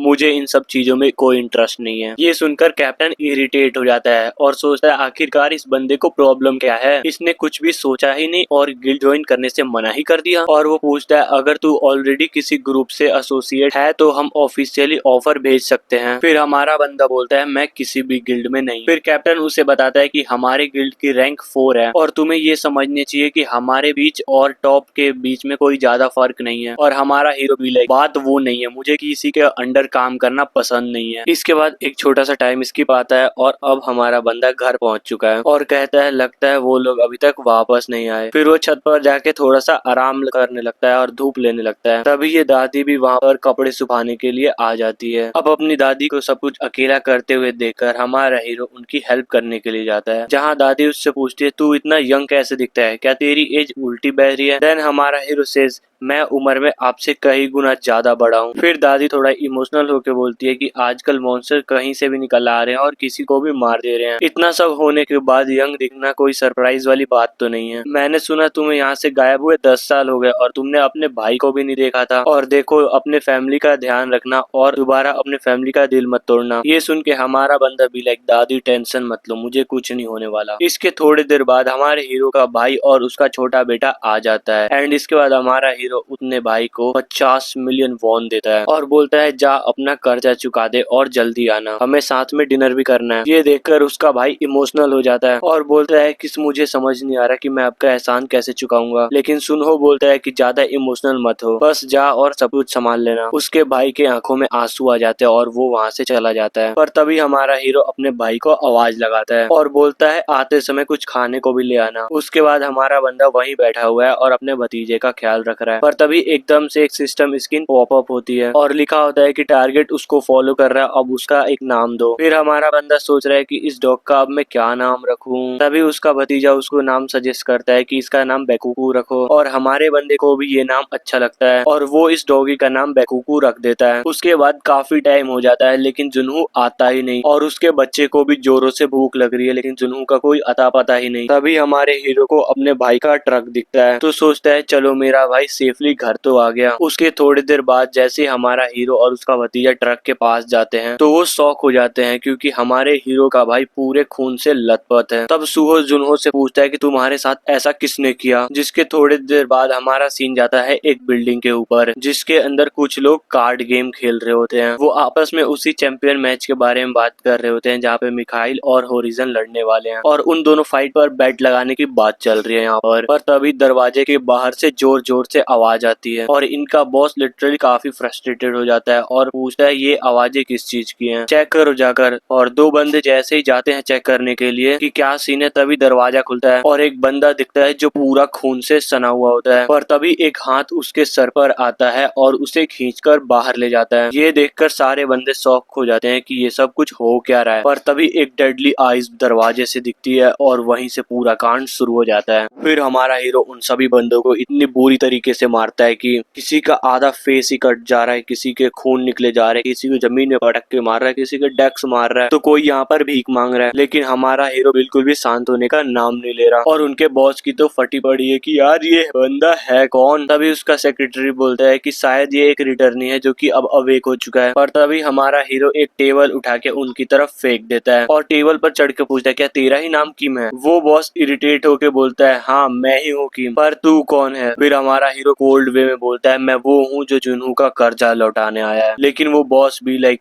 तू अपने आप को समझता क्या है, किसी भी ऑफिस में चढ़ेगा वहाँ के इनोसेंट लोगों को मारेगा तो तेरे साथ कुछ नहीं होगा क्या, तू भी नहीं बचेगा। पर तभी हमारा हीरो उसके मुंह पर एक जोरदार थप्पड़ जड़ देता है और कहता है कि इसमें उसका क्या कसूर था, मेरा भाई बस अपना कर्जा चुकाने के लिए आया था तो तुमने उसके साथ ऐसा क्यों किया, तुम्हें बस पैसों से मतलब था तो पैसे लेके निकलते है ना, तो तुमने अपनी लाइन क्रॉस क्यों की। और इस बीच हमारा हीरो उसको थप्पड़ पे थप्पड़ मार ही जा रहा होता है। वो बंदा हमारे हीरो से भीख मांगते बोलता है भाई मुझे छोड़ दे, मुझसे गलती हो गई। तभी हमारा हीरो कोल्ड स्टाइल में बोलता है कर्जा सेटल कर वरना यहीं चाटे मार मार के जिंदा मार दूंगा। और वो बंदा रोते हुए बोलता है मैं अभी के अभी सब कुछ सेटल करता हूँ। इसके बाद ये पूरा गैंग हमारे हीरो के सामने घुटनों पर बैठा है और सबके सब बोल रहे थे कि आज से जुनू का सारा कर्जा सेटल हो चुका है और अब वो कम्प्लीटली कर्जे से फ्री है। और फिर हमारा हीरो उनको वार्निंग देता है कि अब तुम मुझे दिखे तो तुम लोग अपनी कब्र खोद लेना। इसके बाद सारे गुंडे घुटनों पर बैठ के हाँ में हाँ मिलाते हैं और बोलते हैं कि भाई हम सब समझ गए। इसके बाद हमारा बंदा यहाँ से चला जाता है। उसके जाते ही ये बॉस अपनी औकात दिखा देता है और कहता है कि मेरे पास भी कई सारे कनेक्शन है तो अब सब के सब तुम मरोगे। इसके बाद सीन जाता है इस कैप्टन के पास जो कि अपने दोस्त से बोल रहा होता है कि मुझे एक नया टैलेंट मिल चुका है। उसे हमारे हीरो की सारी डिटेल देखने को बोलता है और वो जैसे ही हमारे हीरो की सारी डिटेल देखता है तो वो थोड़ा हैरान हो जाता है और कहता है कि ये तो एक एफ रैंकर है और इसने आज ही रजिस्टर कराया है। तो कैप्टन बोलता है हाँ मैं इसलिए तो बोल रहा था और ये बंदा सच में इंटरेस्टिंग है, इसकी प्रोफाइल को हमें डीप में चेक करना चाहिए। वो दूसरा बंदा जैसे उसकी प्रोफाइल चेक करने जाता है सिस्टम पॉपअप आ जाता है एक्सेस डिनाय। ये दोनों शॉक में आ जाते हैं कि ये बंदा है कौन जिसका प्रोफाइल कॉन्फिडेंशियल रखा गया है। लेकिन फिर भी ये बंदा किसी न किसी तरीके से करके सिक्योरिटी बाईपास करके उसका इन्फॉर्मेशन निकाल ही लेता है। और उनको एक बात समझ नहीं आ रही होती है कि इसकी प्रोफाइल को इतना सीक्रेटली क्यों रखा गया है।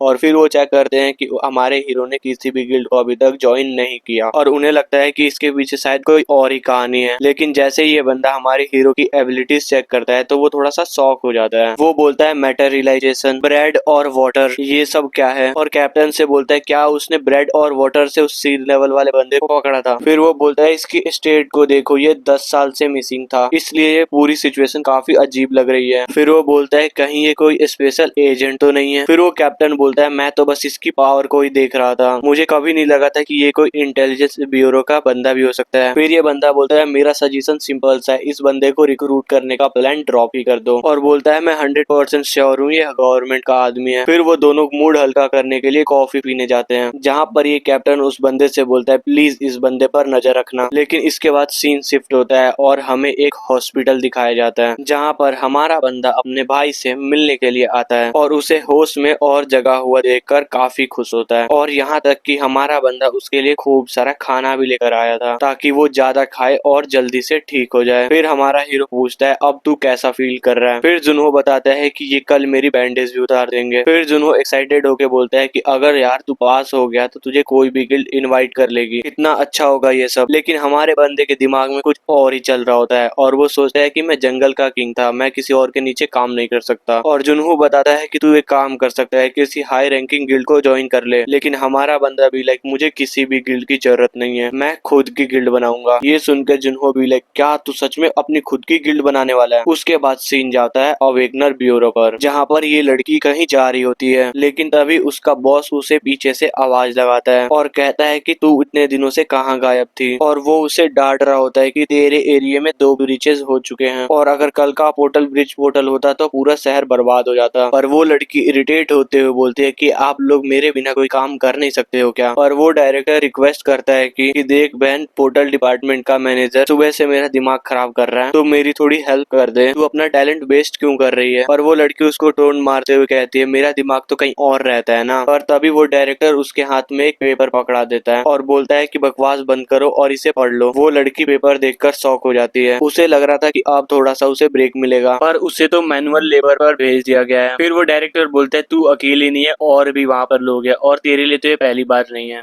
फिर वो लड़की वहाँ से गुस्से में चली जाती है और इधर ये डायरेक्टर उसे चिल्ला के बोलता है देखो गुस्से में आकर किसी कैंडिडेट को रिजेक्ट मत कर देना, हमारे पास लोगों की कमी है, हमें हर एक बंदा चाहिए। फिर ये लड़की बोलती है बेहतर होगा मैं उन लूजर को रिजेक्ट कर दूं जो खुद को प्रोटेक्ट नहीं कर सकते। फिर हमारा सीन जाता है जहाँ पर बहुत सारे लोग होते हैं और वो आपस में बात कर रहे होते हैं कि हमें इस बार पास होना ही है। और यहाँ पर एक बंदा होता है जो यूट्यूब पर लाइव स्ट्रीम कर रहा होता है और ये काफी ज्यादा एक्साइटेड दिख रहा होता है और बोल रहा होता है कि मुझे इस बार मेरा हंटर लाइसेंस चाहिए। और जैसे ही ये बंदा इंस्पेक्टर्स को देखता है अपनी लाइव स्ट्रीम बंद कर देता है और तभी हमारा हीरो उसके पीछे आ जाता है और उसके फोन को घूरते हुए बोलता है भाई ये सब क्या है और ये सब हो क्या रहा है। और वो बंदा गुस्से में बोलता है क्या क्या तूने कभी लाइव स्ट्रीम नहीं देखी क्या। और हमारा बंदा तो उससे चिपक ही जाता है और बोलता है यार तुझे कितना सारा चीजें पता है, तू बहुत ज्यादा इंटरेस्टिंग है। तभी एक बंदा सबको वेलकम करता है और बोलता है मैं मैनेजर कीम हूँ और इस 3 दिन तक चलने वाले हंटर एग्जाम का चीफ इंस्पेक्टर हूँ और मेरे साथ यहाँ पर 21 इंस्पेक्टर है जो कि तुम्हें जज करने वाले हैं कि तुम में इस टेस्ट को पास करने की औकात है भी या नहीं। और वो आगे बोलता है कि जब तुम आए थे तो सबको एक टिकट मिला था जिस पर तुम्हारा नंबर लिखा हुआ है, अब हम रैंडम ड्रॉ से तुम्हारा इंस्पेक्टर सेलेक्ट करेंगे, जिसका नाम बुलाया जाएगा वो एक लाइन में खड़ा हो जाएगा अपने इंस्पेक्टर के साथ। और ऐसे ही टाइम गुजर जाता है और काफी लोगों का नाम बुलाया जाता है। फिर हमारे हीरो की बारी आती है जिसका नंबर होता है 15। पर जैसे ही देखता है कि उसका इंस्पेक्टर कौन है तो वो हैरान हो जाता है क्योंकि उसका इंस्पेक्टर वही लड़की है जो उसे पहले मिली थी। उसके बाद चीफ इंस्पेक्टर बोलता है अब सभी यहाँ से चले जाओ और अपने अपने रूम में जाके बैठो अगले अनाउंसमेंट तक। उसके बाद हम सेम यूट्यूबर को देखते हैं जो कि हमारे हीरो के टीम में ही है। हीरो जैसे उसकी हालत देखता है तो वो उससे पूछता है कि तू रो क्यों रहा है, तू तो पहले बड़ा जोश में दिख रहा था मुझे। वो यूट्यूबर हमारे बंदे को जैसे देखता है वो पहचान जाता है कि अरे ये तो वही बंदा है। फिर वो हमारे हीरो को बताता है कि तुझे पता भी है कि उस ब्लोंड लेडी का पूरा नाम क्या है, लोग उसको बिच क्यों बोलते हैं, मालूम भी है तुम्हें, और अगर उसका मूड खराब हो जाता है तो वो सबको ही आउट कर सकती है। फिर हमारा हीरो बोलता है अगर कोई बंदा रेडी ही नहीं तो उसमें उस इंस्पेक्टर की क्या गलती। फिर वो यूट्यूबर इरिटेट होते हुए बोलता है भाई तू तो मेरे वर्ड्स को इग्नोर ही कर रहा है, मुझे पहले से पता था कि तू बेकार निकलेगा, थोड़ा तो सीनियर्स की रिस्पेक्ट करना सीख।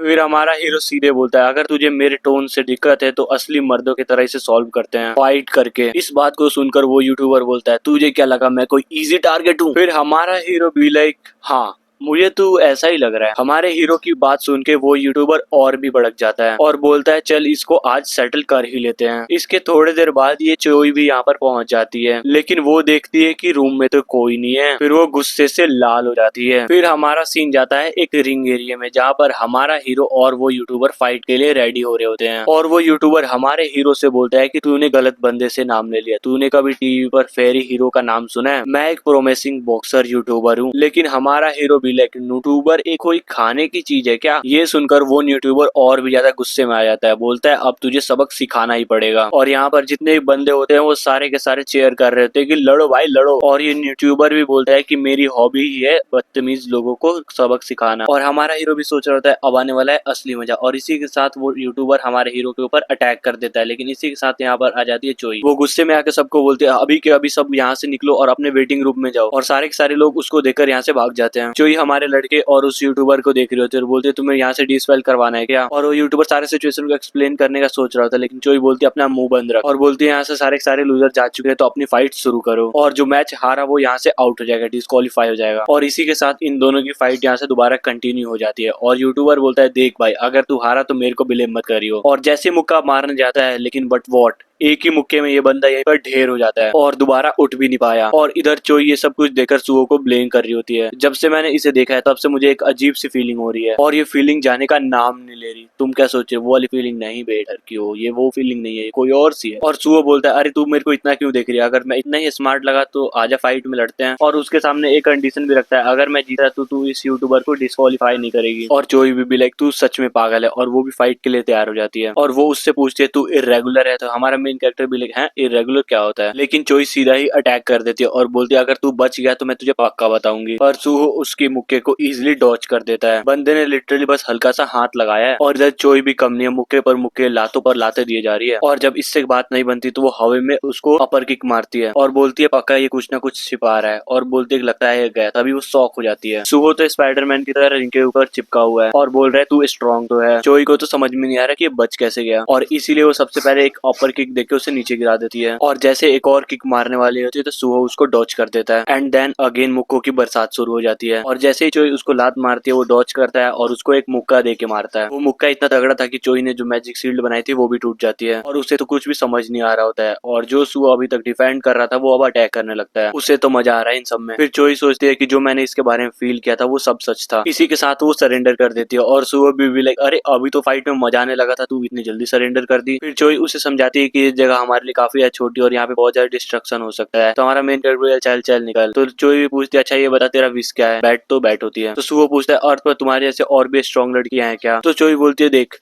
अर्थ पर तो बस मेरे जैसी बस मैं ही हूँ सिंगल। तो हमारा मेन कैरेक्टर सीधा बोल देता है तो ठीक है मैं तुझे चूज करता हूँ, तो चलो साथ में बच्चे करते हैं। ये सुन के लड़की उसके मुंह पे डायरेक्ट एक थप्पड़ खींच के मारती है और इधर ये यूट्यूबर भी होश में आ जाता है और उस यूट्यूबर को कुछ भी समझ नहीं आ रहा था कि ये सब कुछ हो क्या रहा है और सोच रहा होता है उस गोल्डी ने सुहो को थप्पड़ क्यों मारा और सबसे इंपॉर्टेंट चीज मैं यहाँ पर ऐसे क्यों पड़ा हूँ। और फिर उसको रियलाइज होता है कि वो तो बस एक मुक्के में ही ढेर हो चुका था। और इतने में ये चोई भी यहाँ से चली जाती है गुस्से में और ये यूट्यूबर सुहो पर गुस्सा होते हुए बोलता है अब तो तू खुश है ना कि मैं डिस्क्वालीफाई हो गया एग्जाम देने से पहले ही। सुहो उस यूट्यूबर को बताता है कि तू डिस्क्वालीफाई नहीं हुआ। फिर हमारा सीन जाता है उस कैमरे के ऊपर जहाँ ये चीफ ऑफिसर उन सबको देख रहा होता है और वो शॉक में होता है कि चोई इस बंदे से हार गई। फिर वो यूट्यूबर पूछता है कि इसका क्या मतलब कि मैं डिस्क्वालीफाई नहीं हुआ। फिर सुहो उसको बताता है कि मैंने उससे बोला था कि तुझे डिस्क्वालीफाई ना करे। अब उस यूट्यूबर को लगता है कि उसको ये चाटा इस वजह से पड़ा था। सुहो ने उससे रिक्वेस्ट की होगी इसलिए उसको थप्पड़ मार दिया होगा। भाई ये इमोशनल हो चुका है और वो सोच रहा होता है कि ये बंदा कितना ज्यादा अच्छा है और जिसे अभी थोड़ी देर पहले गाली दे रहा था उसे अब भैया बोल रहा है। और तभी एक अनाउंसमेंट होती है और सुहो को अभी के अभी डायरेक्टर रूम में बुलाया जाता है और अब सुहो चीफ ऑफिसर के साथ बैठकर चाय पी रहा है और पूछता है कि आपने मुझे यहाँ क्यों बुलाया।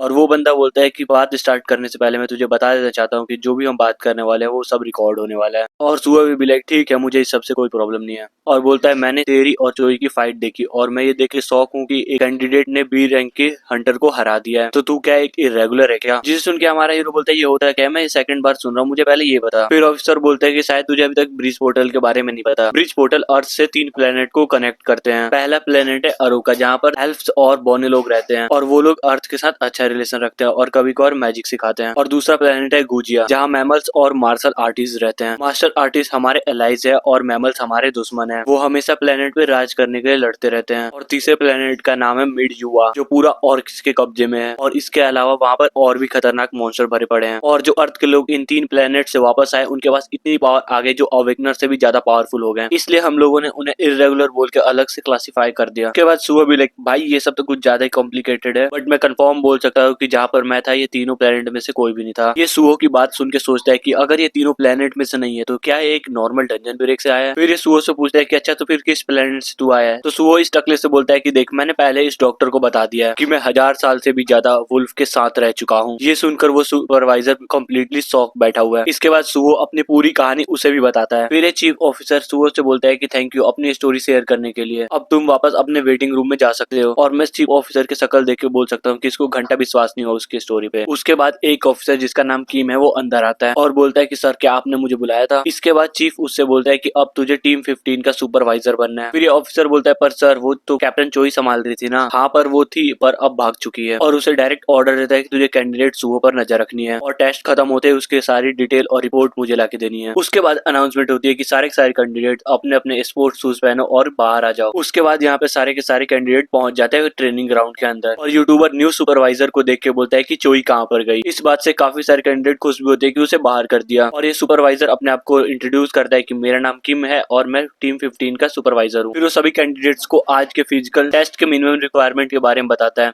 9 सेकंड में 100 मीटर डैश और 1 घंटे में टेट्रालोन कंप्लीट करना है। उसके बाद टेस्ट शुरू हो जाता है और सबसे पहले ये मोटी लड़की डिस्क्वालीफाई होती है और बोलती है हीलर्स के लिए एग्जाम इजी होना चाहिए ना। वो सुपरवाइजर भी लाइक क्या मॉन्स्टर भी तेरे लिए वेट करेगा क्या। और इसके बाद बारी होती है यूट्यूबर की, जो हमारे मेन कैरेक्टर से बोलता है 9 सेकंड तो मेरे लिए काफी ज्यादा ही है, मैं तुझे नेक्स्ट राउंड में मिलता हूँ। और सच में बंदे ने 8 सेकंड में टेस्ट पूरा कर लिया और अगर 1 सेकंड में इधर उधर होता तो इसकी लग जाती। और अब बारी होती है हमारे हीरो की, और जिस वक्त हमारा हीरो तैयार हो रहा था दौड़ने के लिए उस वक्त ये सुपरवाइजर अपने चश्मे में लगे हुए कैमरे को स्टार्ट कर देता है और इसके बाद वो दौड़ना शुरू करता है और 100 मीटर डैश को फ्लैश से भी जल्दी जल्दी इसको कंप्लीट कर देता है। और सुपरवाइजर को तो समझ नहीं आ रहा कि ये सब कुछ हो क्या रहा है और इधर ये पूरी की पूरी टीम 15 शॉक में है। इसके बाद ये सुपरवाइजर सीधा के सीधा चीफ ऑफिसर को कॉल कर देता है और उसे बताता है कैंडिडेट सुहो का फिजिकल रिजल्ट आ चुका है। ये कम्प्लीटली शॉक कर देने वाला है, मैं आपको अभी का भी वीडियो भेजता हूँ। और चीफ ऑफिसर शॉक होकर बोलता है कि क्या सब कुछ रिपोर्टर ने भी ये सब कुछ देखा है क्या। और इधर ये रिपोर्टर सुहो की फोटो लिए जा रहे हैं, ये बंदा इंसान भी है क्या। इसके बाद ये चीफ ऑफिसर सीधा मिजो को कॉल करता है जो रिटर्नर ब्यूरो की डायरेक्टर है। इसके बाद बोलता है कि मैं आपको कुछ वीडियो भेज रहा हूँ पार्क सुहो की, जिसको आपको अभी के अभी देखना चाहिए। ये बात सुन के मिजो शॉक हो जाती है और उसके बाद वो सुहो की वीडियो देखती है। फिर उसका असिस्टेंट बोलता है कि चीफ ऑफिसर जल्दी से सबका झूठ पकड़ लेता है, इसलिए हम कह सकते हैं कि इस एफ रैंकर ने जो कुछ भी डॉक्टर को बोला था वो सब कुछ सच था। लेकिन मिजो को अभी भी डाउट होता है कि डॉक्टर की रिपोर्ट इतनी इजीली सच कैसे हो सकती है। अगर ये लड़का सच में इर्रेगुलर है तो ये बी रैंक से ऊपर ही होगा, और अगर इसकी स्टोरी सच है तो ये किसी 4th प्लेनेट से वापस आया है। फिर ये अपने असिस्टेंट से बोलती है कि मेक श्योर करो कि कोई भी रिपोर्टर ट्रेनिंग ग्राउंड के अंदर नहीं होना चाहिए। फिर वो रिपोर्टर बोलता है कि शायद हम लेट हो चुके हैं, पार्क सुहो की रिपोर्ट ऑलरेडी बाहर आ चुकी है। देन मिजो ऑर्डर देती है कि इन सभी आर्टिकल्स को अभी के अभी रिमूव करो और इन सभी पर अभी के अभी रिस्ट्रिक्शन लगाओ। और इधर हम देखते हैं ट्रेनिंग ग्राउंड में जहाँ पे काफी सारे रिपोर्टर सुहो की फोटो खींच रहे होते हैं और बोल रहे होते हैं कि सर क्या आपका एक इंटरव्यू मिल सकता है प्लीज सर प्लीज। मिजो अभी भी शॉक में है। इन सब का मतलब तो ये हुआ ना कि पार्क सुहो ने बिना प्रोटेक्टिव गियर के पोर्टल क्रॉस करके अपनी फिजिकल कंडीशन मेंटेन कर ली। शायद उसे एफ रैंक इसलिए दिया गया क्योंकि उसके अंदर डायमेंशनल एनर्जी नहीं थी। पर जो कुछ भी हो, अगर वो 4th प्लेनेट से वापस आया है तो वो साउथ कोरिया को बाकी कंट्रीज से आगे ले जा सकता है। इधर गाइस लिटरली रिपोर्टर्स ने ट्रेनिंग ग्राउंड को घेर रखा है, गार्ड भी उन्हें रोकने की कोशिश कर रहे हैं और सारे कैंडिडेट भी सुहो के बारे में बात कर रहे हैं कि तुमने अगर उसका रिपोर्ट देख लिया तो तुम भी शॉक हो जाओगे। और सुहो को इन सब बातों से घंटा फर्क नहीं पड़ता और वो बस आराम से बैठ के खाना खा रहा है। इस यूट्यूबर को देखो, सच्ची में मुझे समझ नहीं आता कि अपने आप को समझता क्या है। ये मनी मन सोच रहा है कि तो हाँ तभी तो मैं सोचू इसने मुझे 1 पंच कैसे कर दिया। इसे अफसोस हो रहा था कि मैंने इसकी पॉडकास्ट क्यों नहीं की। तभी सुहो उससे पूछता है कि तू मुझे घूर क्यों रहा है, तुझे खाना नहीं खाना क्या। तो ये बोलता है अरे नहीं बिग ब्रो, तुम्हें प्यास लग रही होगी ना तो मैं तुम्हारे लिए पानी लेकर आता हूँ। देख रहे हो बंदा कैसे चाटने में लगा पड़ा है। ये मनी मन सोच रहा होता है कि इसको देख कर ही लगता है कि ये किसी अलग ही लेवल का इंसान है। इसे पूरा यकीन हो गया था कि सुहो फ्यूचर में कुछ ज्यादा ही बड़ी चीज बनेगा। इसके थोड़ी देर बाद ये दोनों अपने वेटिंग रूम में बैठे होते हैं, जहाँ ये यूट्यूबर बोलता है कि लॉकर देख के लग रहा है कि काफी सारे लोग फेल हो चुके हैं, अब हमें मुश्किल होने वाली है। सुहो बोलता है कि क्यों? तो यूट्यूबर उसे बोलता है कि नेक्स्ट टेस्ट डेंजन रेड का है, अगर टीम में ज्यादा लोग होते हैं तो इजी होता है, वरना हमें स्ट्रगल करना पड़ेगा। और लेकिन सुहो भी लाइक टेंशन नकू लेने का, हमें और लोगों की नीड नहीं है। जिसे सुनकर ये यूट्यूबर सोचता है ये तो कमाल का बंदा है, लेकिन फिर भी वो बोलता है कि डंजन जो है वो अनप्रिडिक्टेबल होती है, अलग अलग एबिलिटी वाले लोग होते हैं तो फायदा होता है हमें। लेकिन सुहो बोलता है कि मैंने बोला है ना चिंता मत कर, लेकिन पहले मुझे ये बता कि जब मैंने तुझे पहली बार देखा था तू फोन में कुछ कर रहा था, वो क्या था? यूट्यूबर यानी कि हान बोलता है कि मैं यूट्यूब पर लाइव कर रहा था, लेकिन तू ये मत बोलना कि तुझे यूट्यूब के बारे में कुछ नहीं पता। लेकिन सुहो भी लाइक यूट्यूब ये क्या होवे? हान बोलता है कि भाई सीरियसली तू क्या किसी गुफा के अंदर रहता था क्या? सुओ हंस के बोलता है कि हाँ तू कुछ ऐसा कह सकता है कि हाँ मैं गुफा के अंदर रहता था। फिर हान अपना फोन निकालता है और सुओ को यूट्यूब दिखाता है कि ये होता है यूट्यूब। फिर वो उसे यूट्यूब के बारे में सब कुछ बताता है कि लाइक कर दो, सब्सक्राइब कर दो, तुम भी कर दो, सब कुछ बताता है। उसके बाद सुओ बोलता है कि तू तो सच में एक अच्छा बंदा है, क्यों ना तू मेरा क्लैन ज्वाइन कर ले। ये सुनकर यूट्यूबर शॉक हो जाता है कि क्या तू अपना क्लैन बनाने का सोच रहा है, तुझे किसी गिल्ड में ज्वाइन नहीं होना क्या? सुहो बोलता है। तो यूट्यूबर सोचता है कि अगर मैं क्लैन बनाने का वीडियो बनाऊं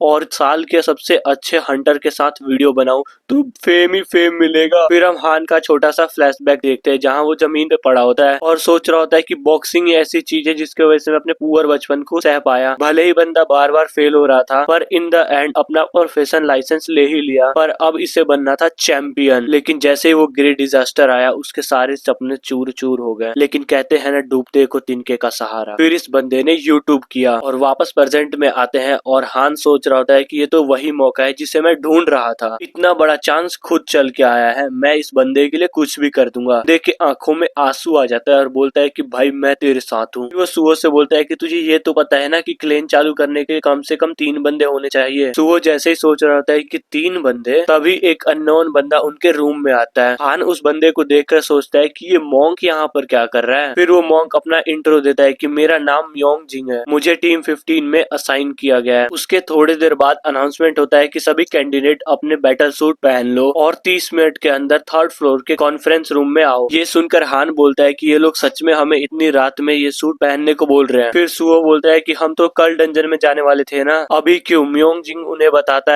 है कि कभी कभी एग्जामिनर बिना नोटिस के भी रात को डंजन रेड कर देते हैं। फिर सीन कट होता है और सब कैंडिडेट एक रूम में होते हैं और बताया जा रहा होता है कि ये वो डंजन है जहाँ तुम इन एग्जाम के लिए जा रहे हो। ये सियोल के 5th सेक्टर में जो फिनिक्स गिल्ड के प्रोटेक्शन में है। ये एक लेवल 1 की डंजन है, इसमें टोटल 250 डोर हैं। फिर सुहो बोलता है कि इसका क्या मतलब है कि गिल्ड के प्रोटेक्शन में है, जिसे सुनकर हान भी लाइक भाई तू सच में किसी और दुनिया से आया है क्या? हान उसे एक्सप्लेन करता है कि डोर हर जगह अपीयर हो रहे थे, जिस वजह से साउथ कोरिया गवर्नमेंट को सब कुछ कंट्रोल करने में दिक्कत हो रही थी, इसलिए गवर्नमेंट ने प्राइवेट हंटर क्लैंस को हायर किया जो 12 सेक्टर को प्रोटेक्ट करते हैं और यही हंटर क्लैन गिल्ड कहलाते हैं। गवर्नमेंट के लिए काम करने की वजह से उनको परमिशन मिलती है कि वो डंजन से इक्विपमेंट और डायमेंशनल एनर्जी प्रोसेस कर सकते हैं। और रही बात डायमेंशनल एनर्जी की, तो वो तो अब इस दुनिया की सोर्स बन चुकी है। तो सुहो बोलता है कि स्पेसिफिकली ये एक टैक्स फ्री जोन है जहाँ पर इजिली हम फ्री में हंट कर सकते हैं। तो हान बोलता है कि तू ऐसा बोल सकता है। फिर सुहो अपने मन में सोचता है कि मैं तो बस क्लैन बनाना चाहता था, क्योंकि मैं तो बस अपने भेड़ियों के झुंड के साथ हंटिंग मिस कर रहा था, पर अब तो मुझे खुद का लैंड मिल सकता है। फिर हान बोलता है कि अपनी खुद की डंजन होना बेस्ट होता है, किसी को पैसे देने नहीं पड़ते उसको यूज करने के लिए। फिर सुहो बोलता है फिर तो ठीक है, अब मेरे क्लैन का गोल है कि अब हमें गिल्ड बनना है। और हान भी लाइक पहले हम ये हंटिंग टेस्ट तो पास कर लें। तभी ये चीफ ऑफिसर बोलता है कि ये पोर्टल की लोकेशन का इमेज है सेक्टर 5 से, और इस डंजन को ब्रेक होने में सिर्फ 15 दिन बचे हैं। ये एक लेब्रिंथ टाइप का डंजन है, मतलब भूल भुलैया, जो कि सबसे लोवेस्ट डिफिकल्टी लेवल का होता है और सभी डंजनों में इसमें सबसे लोवेस्ट लेवल के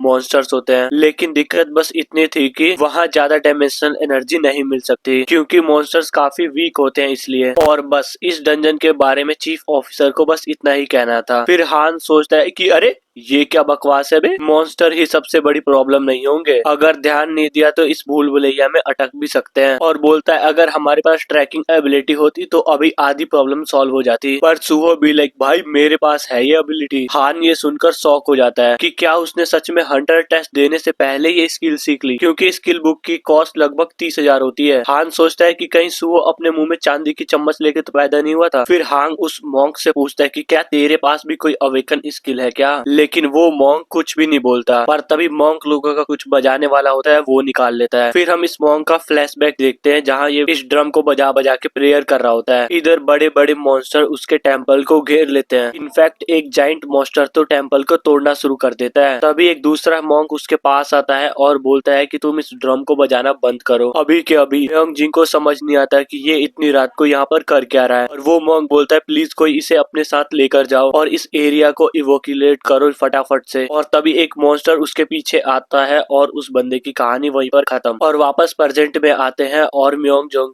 ये सब कुछ सोचकर बहुत ज्यादा घबरा जाता है। हांग उसको देखकर बोलता है कि तू अचानक से ये सब कुछ बिहेव क्यों कर रहा है। अभी ये चीफ ऑफिसर बोलता है अब तुम सब टारगेट पॉइंट पर जाने वाले हो, उसके बाद तुम सब सुपरवाइजर को लीड करोगे डंजन पर अटैक करते हुए, और वो सभी को बेस्ट ऑफ लक बोलता है कि तुम सभी के सभी पास हो जाओ। उसके बाद सभी के सभी लोग पोर्टल के पास पहुंच जाते हैं। ऑफिसर उनसे बोलते हैं कि फुर्ती दिखाओ, अगर तुम ढंग से काम नहीं करोगे तो तुम जिंदा वापस नहीं आ पाओगे। और इधर सुओ के टीम का सुपरवाइजर उन्हें वार्न कर रहा होता है जैसे ही तुम डंजन के अंदर एंटर करोगे ऐसे बिहेव करना है जैसे मैं वहाँ पर हूँ ही नहीं, और अपने अकॉर्डिंग काम करना है। फिर यूट्यूबर पूछता है कि सर हमारी टीम में बस 3 ही बंदे हैं, अगर कुछ डेंजर हो गया तो आप हमारी मदद करोगे ना। और सुपरवाइजर भी लाइक अरे चलो तो सही। मॉन्क सुपरवाइजर से पूछता है कि क्या हम अपना पर्सनल वेपन भी यूज कर सकते हैं क्या। सुपरवाइजर बोलता है कि हाँ तुम कर सकते हो। हान शॉक हो जाता है कि क्या इसके पास हंटर टेस्ट के लिए डायमेंशन एनर्जी से बना हुआ वेपन भी है क्या। इसके बाद टीम 15 पोर्टल के अंदर एंटर करती है, यानी कि सुओ की टीम। फिर हान सोचता है कि बड़े भैया आगे क्यों रहते हैं हमेशा, ये चीज मुझे नर्वस करती है। फिर वो चिल्ला के बोलता है कि सबसे पहले हमें पैरामीटर सेट करनी चाहिए, लेकिन तभी उसे रियलाइज होता है कि अगर मैंने ऐसा किया तो मेरे पॉइंट भी कट सकते हैं, और कहता है कि मुझे साइलेंटली एंटर करना चाहिए था और सबसे पहले एक सेफ्टी जोन बनाना चाहिए था, लेकिन अब मैंने शोर मचा के मॉन्स्टर को बता दिया कि हम यहाँ पर हैं। पर तभी एक मॉन्स्टर हमारे हीरो के ऊपर अटैक कर देता है, पर हमारा हीरो बस उसको झाड़ के दूर फेंक देता है। और ये यूट्यूबर बोलता है कि मॉन्स्टर को ऑफ गार्ड करना और चिल्ला के उनको बुलाना यही तो मेरा प्लान था।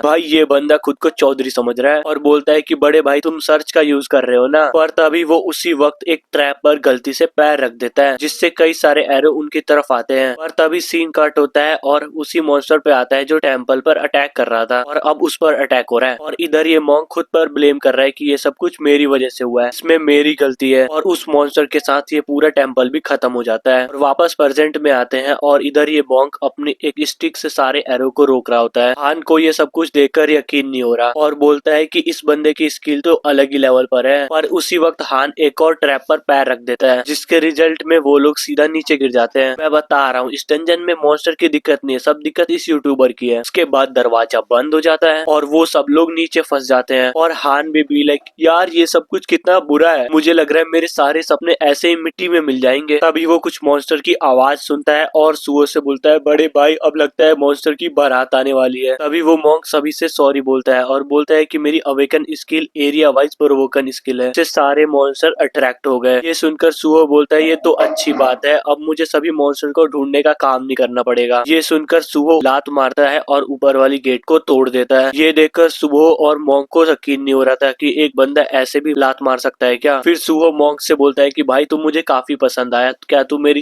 गिल्ड को ज्वाइन करेगा। और वो मॉन्क भी लाइक एक्सक्यूज मी। पर तभी कई सारे मॉन्स्टर सुहो पर अटैक कर देते हैं। तभी सुहो अपनी ट्रैकिंग एबिलिटी का यूज करता है और सारे ट्रैप्स को देखता है और उन सभी मॉन्स्टर की एमसीबीसी करने के लिए पहुंच जाता है। और इधर मॉन्क हान की हेल्प कर रहा होता है उसे ऊपर चढ़ाने के लिए। और हांग बोलता है कि अब तो मुझे कुछ समझ में नहीं आ रहा, पर ये सब कुछ वैसे ही हो रहा है जैसे हमने प्लान किया था। पर उसके बाद जैसे ही दोनों पीछे मुड़कर देखते हैं सरप्राइज हो जाते हैं, सुहो ने उन सभी मॉन्स्टर को पहले ही खत्म कर चुका था। ये देखकर हान बोलता है ये सब कुछ इनसेन है भाई। फिर सुहो उन्हें बोलता है मुझे फॉलो करो और जो बचे हैं उनसे थोड़ा संभल के। और उसके बाद दोनों उसे फॉलो करते हैं और बचे कुछ मॉन्स्टर्स को मारते हैं। मॉन्क सुहो को देखकर सरप्राइज होता है कि वो सभी ट्रैप को अवॉइड कर रहा है अपने ट्रैकिंग एबिलिटी का यूज करके, इसलिए वो इतनी स्पीड में मॉन्स्टर को खत्म करते हुए जा रहा है और ट्रैप्स को भी अपने फेवर में यूज कर रहा है। पर तभी वो नोटिस नोटिस करता है कि एक मॉन्स्टर सुहो को पीछे से अटैक कर रहा है, तो वह अपनी छड़ी फेंकता है और मॉन्स्टर्स को खत्म कर देता है। उसके थोड़ी देर बाद सिस्टम सुहो को नोटिफाई करता है कि उसने 42 अचीवमेंट पॉइंट गेन कर लिए हैं। फिर सीन कट होता है कंट्रोल रूम में, जहाँ एक ऑफिसर बोलता है कि एक टीम डंजन से रिटर्न कर रही है। ये सुनकर चीफ ऑफिसर हैरान हो जाता है कि इतनी जल्दी, अभी तो टेस्ट को शुरू हुए बस 30 मिनट हुए हैं। वो बोलता है इस डंजन को क्लियर करने में कम से कम 5 घंटे तो लगते ही हैं। क्या कोई इंसिडेंट हुआ है क्या? और वो उससे टीम नंबर पूछता है। वो ऑफिसर बोलता है कि सर ये टीम 15 है और उनके सभी वाइटर्स नॉर्मल लग रहे हैं। उसके बाद ये चीफ ऑफिसर सुहो के टीम के सुपरवाइजर को कॉल करता है और बोलता है कि तुम इतनी जल्दी वापस कैसे आ रहे हो? तो सुपरवाइजर बताता है उन्होंने मिशन ऑलरेडी कंप्लीट कर दिया है। वो बोलता है कि जब आप वीडियो देखोगे तो खुद समझ जाओगे, पर लेवल 1 के डंजन में उसके पावर को मेजर करना थोड़ा डिफिकल्ट है। और साथ ही उसने डंजन के अंदर परफॉर्मेंस रिकॉर्ड ब्रेक कर दिया है। उसके बाद एक टाइम स्किप आता है जहाँ हमारा हान लाइव स्ट्रीम कर रहा होता है और सबको अपने सुहो क्लैन के व्लॉग में वेलकम करता है। फिर वो अपने सभी व्यूवर्स को सुहो क्लैन की डोमेट्री दिखाता है, जो कि असल में सुहो का घर ही होता है। वो दादी को बोलता है कि दादी मेरे सब्सक्राइबर्स को हेलो बोलो, लेकिन दादी भी लाइक तेरा माइक है, तू यहाँ से चला जा, मैं आज काफी बिजी हूँ, वरना आज यही मर जाएगा, तेरी हाथों को काट कर फ्राई कर दूंगी, फ्रेंच फ्राइज हो जाएगा, समझा? दादी की बातों को सुनकर हान के कान से खून निकल जाता है। वो बोलता है कि दादी को बुरा मत बोलो, वो एक अच्छी इंसान है। फिर हान उस रूम में जाता है जहाँ सुहो और मॉन्क बैठे होते हैं। वो अपने व्यूअर्स से मॉन्क का इंट्रो कराता है और बोलता है कि ये जो गॉगल पहन रखा है इसका नाम है म्योंग जिन। फिर वो म्योंग से बोलता है खुद को इंट्रोड्यूस करने के लिए कुछ तो बोलो। मॉन्क बोलता है मैंने काफी कुछ खोया है इविल स्पिरिट के अटैक से, पर मेरे बड़े डिसिप्लिन की वजह से मुझे ये एल्डर की छड़ी मिली। पर तभी जुनहू अपना ट्रक लेकर आता है और सुहो को बोलता है कि सब कुछ रेडी है। उसके बाद वो सभी ट्रक में बैठकर एक मिशन के लिए निकल जाते हैं। उनके ऊपर एक ड्रोन भी उड़ रहा होता है, जिसे देखकर सुहो बोलता है ये चीज क्या है, क्या मैं इसे तोड़ दूं क्या? हान उसे बताता है भाई ये तोड़ने की चीज नहीं है, इसे ड्रोन कहते हैं। फिर अपने व्यूवर्स को बताता है अभी हम एरिया 4 गेट 30 पर जा रहे हैं, तुम्हें तो ब्लू पोर्टल दिख ही रहा होगा ना। आज एक हिस्टोरिकल दिन है क्योंकि ये हमारा पहला मिशन है, यानी सुहो क्लैन का पहला मिशन होने वाला है। उसके बाद वो सभी पोर्टल के अंदर चले जाते हैं जहाँ कई सारे बैट्समैन की बैट होती है। हान सुहो से पूछता है क्या तेरे पास कोई लॉन्ग रेंज की स्किल है क्या? फिर सुहो बोलता है कि नहीं ब्रो। फिर हान भी लाइक फिर हम इन सभी बैट्स को कैसे पकड़ेंगे?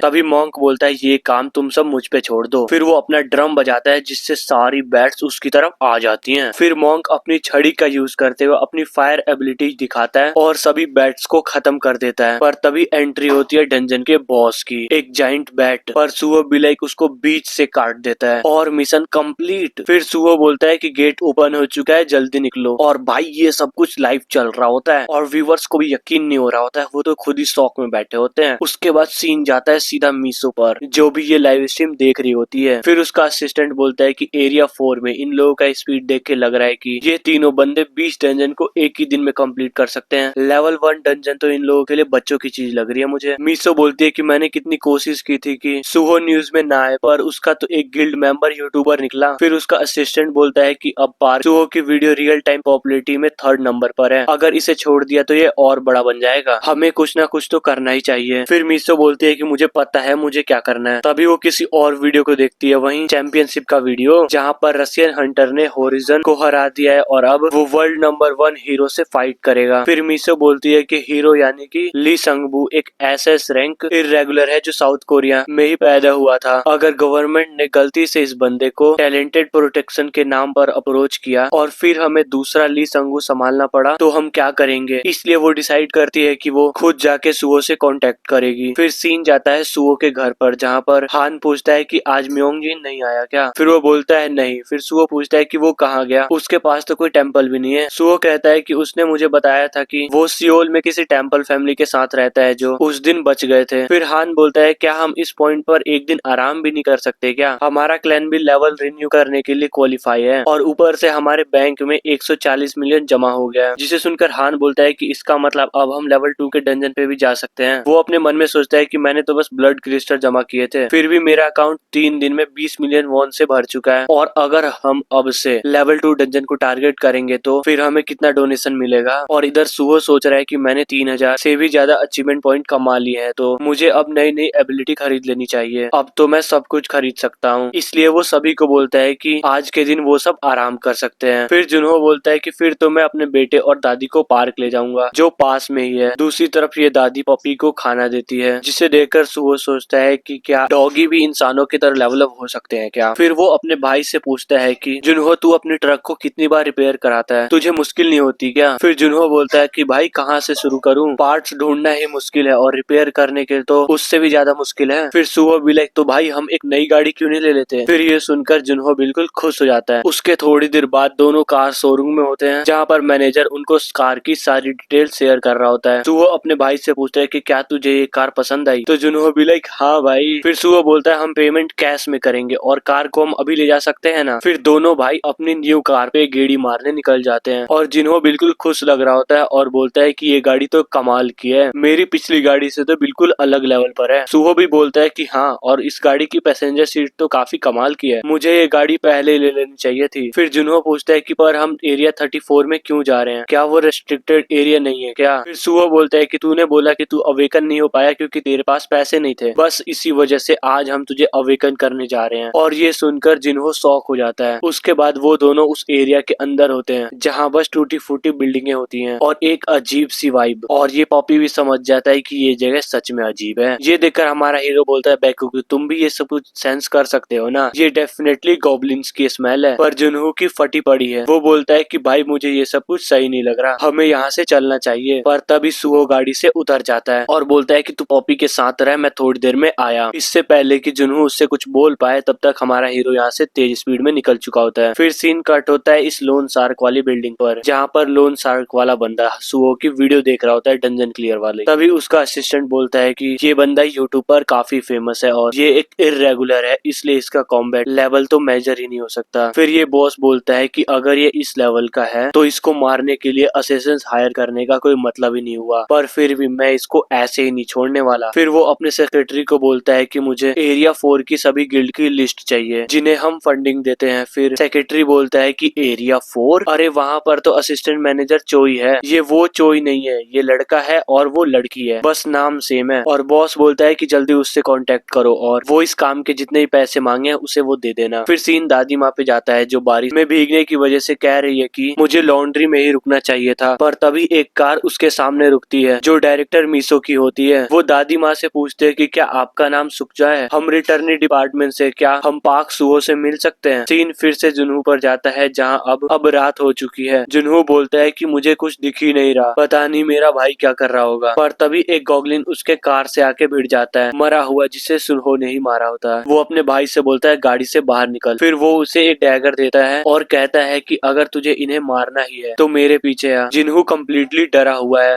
वो बोलता है कि क्या अवेकन होना सच में जरूरी है क्या। फिर सुहो सीरियसली कहता है कि अगर तू वीक रहा तो तू कभी सरवाइव नहीं कर पाएगा, इसलिए इन्हें जल्दी से खत्म करना है तुझे। तभी एक गॉगलिन डॉगी के पास आता है। सुहो उसे बोलता है बाइट करो उसे। फिर सीधा डॉगी उसके ऊपर अटैक करता है और उसके हाथ में दांत काट देता है और गॉगलिन उसे एक हाथ से पकड़ लेता है। फिर सुहो अपने भाई से बोलता है कि अब बेकुकू अभी काफी यंग है, अगर तू उसे नहीं मारेगा तो वो उसे पक्का मार देगा। और सुहो बोलते है कि उसे मार मेरे भाई। पर फिर भी जुनहो अभी भी थोड़ा हेजिटेट कर रहा है। पर जैसे ही गॉगलिन डॉगी को खाने वाला होता है, जुनहो सीधा जाता है और गॉगलिन के सर में डैगर घुसा देता है। फिर सुहो उसे बोलता है फिर से कर। फिर जुनहो गॉगलिन को बार बार मारते ही जाता है। फिर उसके कपड़े, शरीर, हाथ पैर सब कुछ खून से लथपथ हो जाते हैं। सुहो उसे फिर से डैगर उठाने को बोलता है, पर जुनहो रोता हुआ कहता है कि मैं ये नहीं कर सकता। सुहो उसे बोलता है कि अगर तू इन्हें नहीं मारेगा तो ये तुझे मार देंगे। पर तभी एक और गॉगलिन वहाँ पर आ जाता है। सुहो अपने भाई से बोलता है कि इसे जल्दी खत्म कर और मेरे पीछे आ। जुनहो जैसे अपने भाई को जाते हुए देखता है, उसे वो फ्लैशबैक याद आता है जब उसे स्कूल के बंदे पीट रहे होते हैं और सुहो ने उसे इग्नोर कर दिया होता है और उसे अकेला छोड़ दिया था। लेकिन अब सिचुएशन पहले वाली नहीं है। जुनहो को समझ में आ जाता है कि उसका भाई उसे स्ट्रॉन्ग बना रहा था। वो अपना डैगर उठाता है और बोलता है कि ये सही है, वो हमेशा से ऐसा ही तो था। वो गॉगलिन जैसे उस पर चार्ज करता है, ये बंदा डैगर उसके मुंह के आर पार कर देता है और डैगर को बिल्कुल नॉर्मली बाहर नहीं निकालता है, डैगर को अच्छे से रगड़कर सर को फाड़ते हुए बाहर निकालता है। एंड इस गॉगलिन को देखो एक बार तुम, इसके फेस का क्या ही मेकओवर किया इस बंदे ने। और जुनहो भी नहीं रुकता, बार बार डैगर घुसाया जा रहा है, घुसाया जा रहा है। भाई पहले बंदा कितना शरीफ दिखता था, लेकिन अब देखो उसे तो अब मजा आ रहा है इन सब में। देन एक और गॉगलिन उसके ऊपर अटैक करता है और वो उसे उतने ही बुरी तरीके से मारता है। जुनहो बोलता है कि मेरे हाथ में एक अजीब सी चिपचिपी फीलिंग हो रही है, जैसे मैंने कोई मीट काटा हो। और जुनहो भी अपने भाई को बिल्डिंग पे बैठा देख रहा होता है। वो अपने भाई का लेवल चेक करता है जो कि लेवल 1 हो चुका है और अब वो साथ में बचर बन चुका है यानी कि कसाई। और वो अपने भाई से बोलता है कि भाई तू कुछ ज्यादा ही क्यूट लग रहा है, कहीं तूने पार्ट टाइम जॉब में कोई किसी सॉर्टर हाउस में काम किया है क्या? फिर जुनहो बोलता है नहीं। फिर सुहो उसको ऊपर बुलाता है और बोलता है कि ऊपर भी कुछ गॉगलिन्स है, उन्हें भी तुझे ही मारना है। भाई यहाँ पर बस कुछ गॉगलिन्स नहीं है, यहाँ पे बंदे ने पूरा ढेर लगा दिया है। और इसके बाद दोनों सीधा अवेकनर एसोसिएशन पहुंच जाते हैं। और जुनहो को देखो, बंदा पूरा खून से नहा कर आया है और लड़की भी बिल्कुल शौक है कि ये सब क्या है। तो सुहो बताता है कि ये अभी अभी अवेक हुआ है। फिर ये लड़की बोलती है भाई तू सबसे पहले जाके शावर रूम में नहा ले, और जब तेरा क्वारंटाइन इंस्पेक्शन हो जाए तब तुम 3rd फ्लोर के डायमेंशनल एनर्जी मेजरमेंट रूम में चले जाना। जब ये दोनों जा रहे होते तब जुनहो पूछता है कि इसका मेजरमेंट से क्या मतलब था। भाई बंदे को लग रहा है कि वो कोट पैंट सिलवाने के लिए जा रहा है। सुहो उसे बताता है कि वो एक मशीन है जो तेरा डायमेंशनल एनर्जी मेजर करेगी, उसमें तेरा स्कोर 100 से ऊपर आना चाहिए, तभी तू एक एफ रैंक अवेकनर माना जाएगा। लास्ट टाइम मेरे को 96 मिला था, इसलिए मैं फेल हो गया था। फिर जुनहो बोलता है कि भाई जब तेरा ही नहीं हुआ तो मेरा क्या होगा। उसके बाद रूम के अंदर डॉक्टर जुनहो को बोलता है कि मशीन के ऊपर लेट जाए, और ये मशीन भी काफी तगड़ी है और इसके ऊपर डायमेंशनल एनर्जी का कुछ कोर टाइप का लगा हुआ है। फिर जुनहो की डायमेंशनल एनर्जी निकलती है 111। बंदा फाइनली पास हो गया। फिर डॉक्टर बोलता है कि अब आप उठ सकते हो, अब आप एबिलिटी मैन्युफैक्चरर्स रूम में जाओ। फिर ये लेडी डॉक्टर सुहो से पूछती है कि तुम भी यहाँ पर मेजरमेंट चेक करवाने आए हो ना। उसके बाद सुहो भी उस मशीन के ऊपर लेट जाता है और वो जैसे ही अपनी आंखें बंद करता है तो उसको लिटरली कई सारी आंखें दिखती हैं। सिस्टम के विंडो पर भी लिखा होता है कि तुम्हें एब्जॉर्ब किया जा रहा है, तुम्हारी इन्फॉर्मेशन रिकॉर्ड की जा रही है। तभी देन सुहो अपनी आंखें एकदम से खोलता है और उसकी डायमेंशनल एनर्जी होती है 189, जिसको देखकर वो शॉक हो जाता है। अरे वो क्या, मैं खुद भी शॉक में, मुझे तो लगा था कि मशीन मेजर ही नहीं कर पाएगी। फिर डॉक्टर बोलती है कि तुम्हारी डायमेंशनल एनर्जी काफी तेजी से बढ़ रही है, जैसा कि मैंने तुम्हारे बारे में रूमर सुने थे, तुम जल्दी ही ई रैंक पर पहुंच जाओगे। देन सुहो क्यूरियस होकर पूछता है कि ये मशीन किसने बनाई है। फिर डॉक्टर बोलती है तेरा दिमाग घुटने में क्या, साइंटिस्ट ने बनाया होगा और किसने बनाया होगा बे? फिर पहले वाली लड़की जुनहो को दोबारा फोन देती है एज अ गिफ्ट और बोलती है कि अब आप हंटर टेस्ट के लिए भी क्वालिफाई हो चुके हो। फिर सुहो भी अपने भाई को कंग्रेचुलेट करता है और पूछता है कि जब तू मशीन में था तो तुझे कुछ अजीब सा फील नहीं हुआ था क्या? फिर जुनहो बोलता है कि मुझे कुछ अजीब सा नहीं लगा था। फिर सुहो बोलता है कि हाँ ऐसा हो सकता है क्योंकि तू मेरे जितना सेंसिटिव नहीं है। वैसे तेरी अवेकन स्किल क्या है ये तो बता। फिर जुहो बोलता है डिकैपिटेशन यानी कि कत्ल करना। पर तभी सुहो चोई को नोटिस करता है और उसके पीछे भाग के जाता है और उसे बोल्डी बोल देता है। ये सुन के उसके ग्रुप के बंदे बोलते हैं तूने हमारे कैप्टन को क्या बोला, देख तुझे मरने का शौक है क्या? लेकिन ग्रुप का एक बंदा हमारे हीरो को पहचान जाता है कि अरे भाई ये तो सुहो है, और सुहो चोई से बोलता है कि चोई मुझे लास्ट टाइम के लिए माफ करना, जो भी मैंने तुम्हें बोला था। मुझे क्या है कि मुझे अभी तक सिविलियन से बात करने की आदत नहीं हुई है। और चोई भी लाइक इतना काफी है और उम्मीद करो कि हम दोबारा कभी ना मिले, और यहाँ से चली जाती है। ये देखकर उसके ग्रुप के बंदे आपस में बात कर रहे होते हैं कि इन दोनों का टाका भिड़ा है क्या, ये दोनों शादी करने वाले हैं क्या? और इधर सुहो बोलता है कि कितनी शर्म की बात है कि वो एक कैप्टन है लेकिन उसकी पर्सनैलिटी कितनी ज्यादा खराब है। फिर सीन कट होता है सुहो क्लैन पर, जहाँ डायरेक्टर और दादी माँ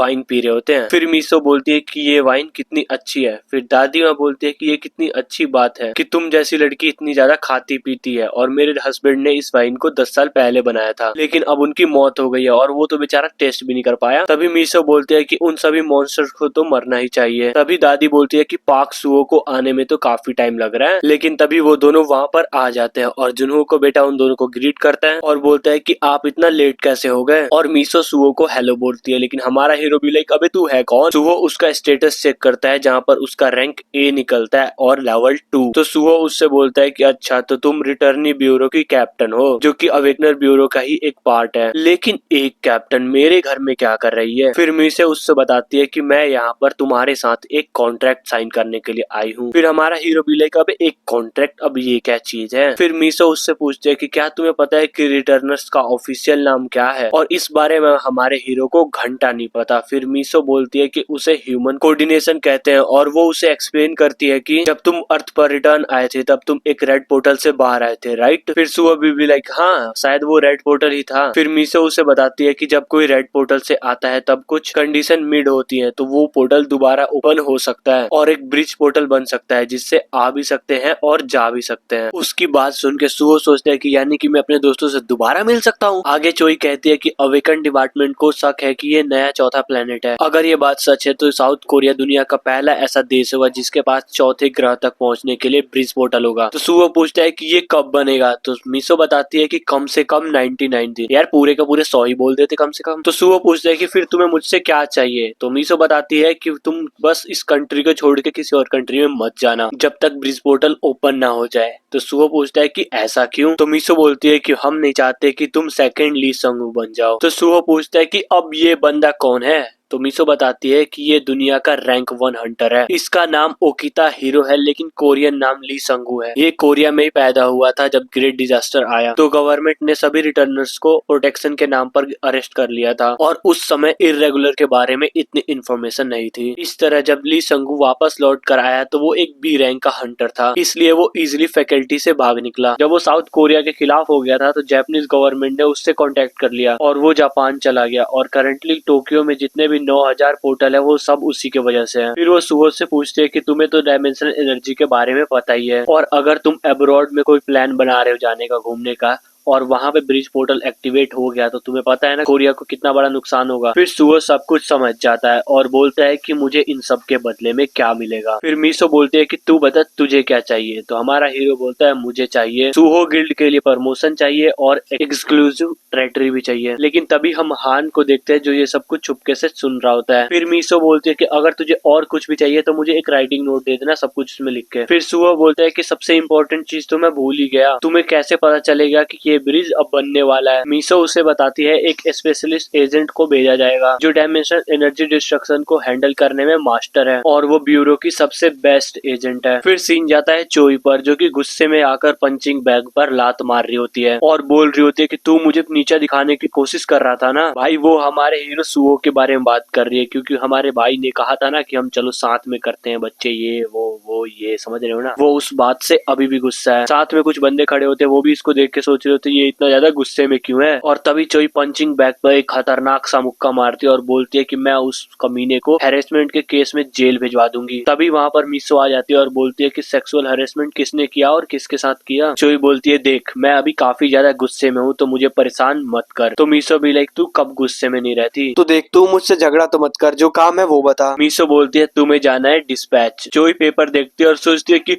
हमेशा हमेशा मैं ही क्यों फंसती हूँ। मिसो उसको बोलती है कि तू इस काम के लिए सबसे सही बंदी है, तुम डिटेक्शन टीम में बहुत ज्यादा बेस्ट हो। लिटरली उसकी बातें सुनकर चोई को बहुत ज्यादा गुस्सा आ रहा है। तो मिसो बोलती है कि सोचो अगर सिटी के बीच में कोई पोर्टल खुल जाए और हमें पता भी ना हो कि वो किस प्लेनेट से जुड़ा है तो क्या होगा। देन चोई कहती है कि वो एक नर्क जैसा होगा। तो मिसो उससे बोलती है कि अगर तुम्हें थोड़ा सा भी डायमेंशनल फ्रैक्चर का संकेत मिले तो पाक सोहू को लेके वहां से निकल जाना, तब तक तुम पूरे टाइम उसके साथ ही रहना, समझी? ये बोलकर मिसो वहां से चली जाती है और इधर चोई इरिटेट होते हुए बोलते एक दिन मैं रिजाइन कर दूंगी इस जगह से। फिर सीन जाता है सुहो के घर पे जहाँ सब कोई खाना खा रहा होता है। तभी जिन्हू हान से पूछता है कि तू इतना खुश कैसे है? हान बताता है कि इसलिए क्योंकि हमने अपने क्लैन के प्रमोशन का टेस्ट पास कर लिया है और अब से हम लेवल 2 डंजन भी टैकल कर सकते हैं। फिर सुहो बोलता है कि ये तो काफी अच्छी न्यूज है। तो जिन्हू बोलता है कि पर अगर हमें लेवल 2 डंजन में घुसना है तो हमें रैंक बी होना चाहिए ना, और अभी तो हमारे पास लोग भी काफी कम है, इसलिए मुझे लगता है कि अभी हमें लेवल 1 डंजन पे ही फोकस करना चाहिए। फिर हान बोलता है कि तू बिल्कुल सही बोल रहा है, लेकिन जब तक हमारे पास सुहो है तब तक लेवल 2 डंजन हमारे लिए बच्चों जैसा है। लेकिन सुहो बोलता है कि पहले हम लेवल 1 डंजन से पैसा कमाएंगे, फिर स्किल बुक खरीद के अपना लेवल बढ़ाएंगे और जब हम रेडी हो जाएंगे तब हम अटैक ग्रुप भी बनाएंगे, मेंबर्स को ऐड भी करेंगे अगर नीड हुई तो। तभी यहाँ पर मोंक भी आ जाता है। हान उसे देखकर काफी खुश होता है और पूछता है कि क्या तूने खाना खा लिया क्या? मोंक बोलता है कि हाँ और चलो चले। फिर सीन शिफ्ट होता है जहाँ पर कई सारी कार लाइन में लगी होती हैं और सब लोग पोर्टल की तरफ जा रहे होते हैं। पर तभी ये हंटर जो सुहो को सबसे पहली बार डंजन के अंदर लेके गया था वो सुहो के ग्रुप को देख लेता है और दौड़ के उनके पास जाता है और वो सुहो को ग्रीट करता है और बोलता है कि काफी लंबे समय बाद मिले और मैंने न्यूज सुना कि तूने अपना कोई नया ग्रुप बना लिया है, क्लैन बना लिया है। फिर सुहो उससे उसके फ्रेंड्स के बारे में पूछता है कि वो सब कैसे हैं। ये सुन के बंदे का एक्सप्रेशन बिल्कुल ही बदल जाता है और बोलता है कि वो सब मजे ही कर रहे होंगे और क्या करेंगे। फिर सुहो बोलता है कि तो तू इस वनडे पार्टी में क्या कर रहा है? तभी इस हंटर को उसके पार्टी के मेंबर्स बुलाते हैं कि जल्दी आ जाओ अब हम जाने वाले हैं। फिर ये हंटर बोलता है कि ठीक है अब मुझे जाना होगा, तुझसे मैं बाद में कांटेक्ट करता हूँ। फिर मोंक सुहो से पूछता है कि ये कौन था? तो सुहो बताता है कि ये मेरा एक डंजन फ्रेंड है और इसी के साथ वो भी डंजन के अंदर चले जाते हैं। पर तभी हम एक अननोन आदमी को देखते हैं जो सुहो के ग्रुप को जाता हुआ देखता है और एक क्रीपी सी स्माइल कर रहा होता है। फिर ये हंटर सोच रहा होता है कि मैं सुहो को बता नहीं पाया कि मेरा क्लैन डिसमेंटल हो चुका है। जिन 2 लोगों को मैंने अपने क्लैन में ऐड किया था वो लोग मेडिकल केयर बोलकर चले गए। ये एक कॉमन स्टोरी होती है जहाँ गिल्ड के कोर मेंबर क्लैन को ही छोड़ देते हैं और इस तरह पूरा क्लैन कोलैप्स हो जाता है और 0 लेवल क्लैन बनाना आसान होता है और वो ऐसे ही आसानी से डिस्क्लोज हो जाता है क्योंकि वो एक ऐसे इन्वायरमेंट में काम करते हैं जहाँ केवल मरना और मारना ही होता है और इस पॉइंट पर वो लोग पीछे भी नहीं आ सकते। और जो लोग किसी क्लैन में नहीं होते वो कभी कभार वनडे पार्टी ज्वाइन करते हैं और डंजन चैलेंज करते हैं और इसे लगता है कि इन लोगों में से कोई ना कोई तो होगा जो इसका अच्छा साथी बनेगा, इसलिए वो दोबारा स्टार्ट करेगा। इसके बाद सीन शिफ्ट होता है चोई पर जो अपनी बाइक चला रही है। इसकी बाइक लिटरली बहुत आंसू है। वो मीसो से बात कर रही है और कह रही है कि सुहो क्लैन तो सुबह पहले ही निकल गया डंजन क्लियर करने के लिए। फिर मीसो बोलती है कि मैं तुम्हें उनकी लोकेशन सेंड करती हूँ। फिर ये बंदी फुल स्पीड में यहाँ से निकल जाती है। फिर सीन शिफ्ट होता है डंजन के अंदर जहाँ सुहो का क्लैन इजिली मॉन्स्टर्स की पिटाई लगा रहा है और साथ ही यहाँ पर हम मॉन्क की एक नई एबिलिटी देखते हैं, ड्रैगन चार्ज। और हान को बस लाइव स्ट्रीम से मतलब है, बस वो कमेंट्री किए जा रहा है। वो कहता है कि यह है सुहो का छोटा भाई। पहले तो ये नॉर्मल होता है लेकिन अभी अभी ये अवेकन हुआ है। पहले तो ये बिल्कुल नॉर्मल रहता है लेकिन जैसे चाकू पकड़ता है बिल्कुल पागल हो जाता है। और फाइनली जो स्किल मैंने स्किल बुक से सीखी है वो है ट्रैकिंग। और इधर एक बार जुनहो को देखो, बंदा रुकने का नाम नहीं ले रहा है। लेकिन तभी एक जाइंट मेंढक उसके पीछे से अटैक करता है लेकिन जुनहो एक क्रीपी सी स्माइल करते हुए उस मेंढक को खत्म कर देता है। ये देखकर हान बिल्कुल सरप्राइज होता है कि ये हंस कैसे रहा है मॉन्स्टर्स को मारते वक्त। और ऊपर से सुहो सबको देख रहा होता है और कहता है कि ये तीनों ही काफी है इन मॉन्स्टर्स के लिए। पर तभी सीन जाता है एक रैंडम बंदे पर जो कि भागते हुए मॉन्स्टर्स पर फायरबॉल फेंके जा रहा है। लेकिन तभी गलती से एक फायरबॉल सुहो के दोस्त पर फेंक देता है जिससे सुहो का दोस्त एकदम से जमीन पर जाकर गिरता है और काफी ज्यादा इंजर्ड हो जाता है। वो बोलता है कि तू पागल वागल है क्या, तूने मुझ पर फायरबॉल क्यों फेंका। लेकिन बंदा उससे कुछ बोल पाए उससे पहले एक जायंट मेंढक उसको खा जाता है। उसको ही नहीं पूरे के पूरे टीम को खा जाता है। ये देखकर सुहो बोलता है कि ये टीम भी बिल्कुल यूजलेस निकली। लेकिन तभी बंदे का मोटिवेशन ट्रिगर होता है और सोचता है कि मैं सुहो के ग्रुप से जलता हूँ लेकिन अब कोई रास्ता नहीं है, इसलिए मुझे अब साबित करना होगा कि मैं उनके क्लैन के लायक हूँ। इसी के साथ सुहो की पूरी टीम पोर्टल से बाहर आ जाती है और हान बोलता है कि इस बार भाइयों में कुछ ज्यादा ही काम कर रहा था लेकिन इस बार मैं बिल्कुल भी नहीं थका। सुहो बोलता है ये तो काफी अच्छी बात है, अगली बार से हम टीम में स्प्लिट होके काम करेंगे। तभी वो क्रीपी स्माइल करने वाला बंदा इनके पास आता है और पूछता है कि क्या तुम ही हो क्या वो वर्ल्ड फेमस सुहो क्लैन से। फिर सुहो पूछता है अबे बैन के टके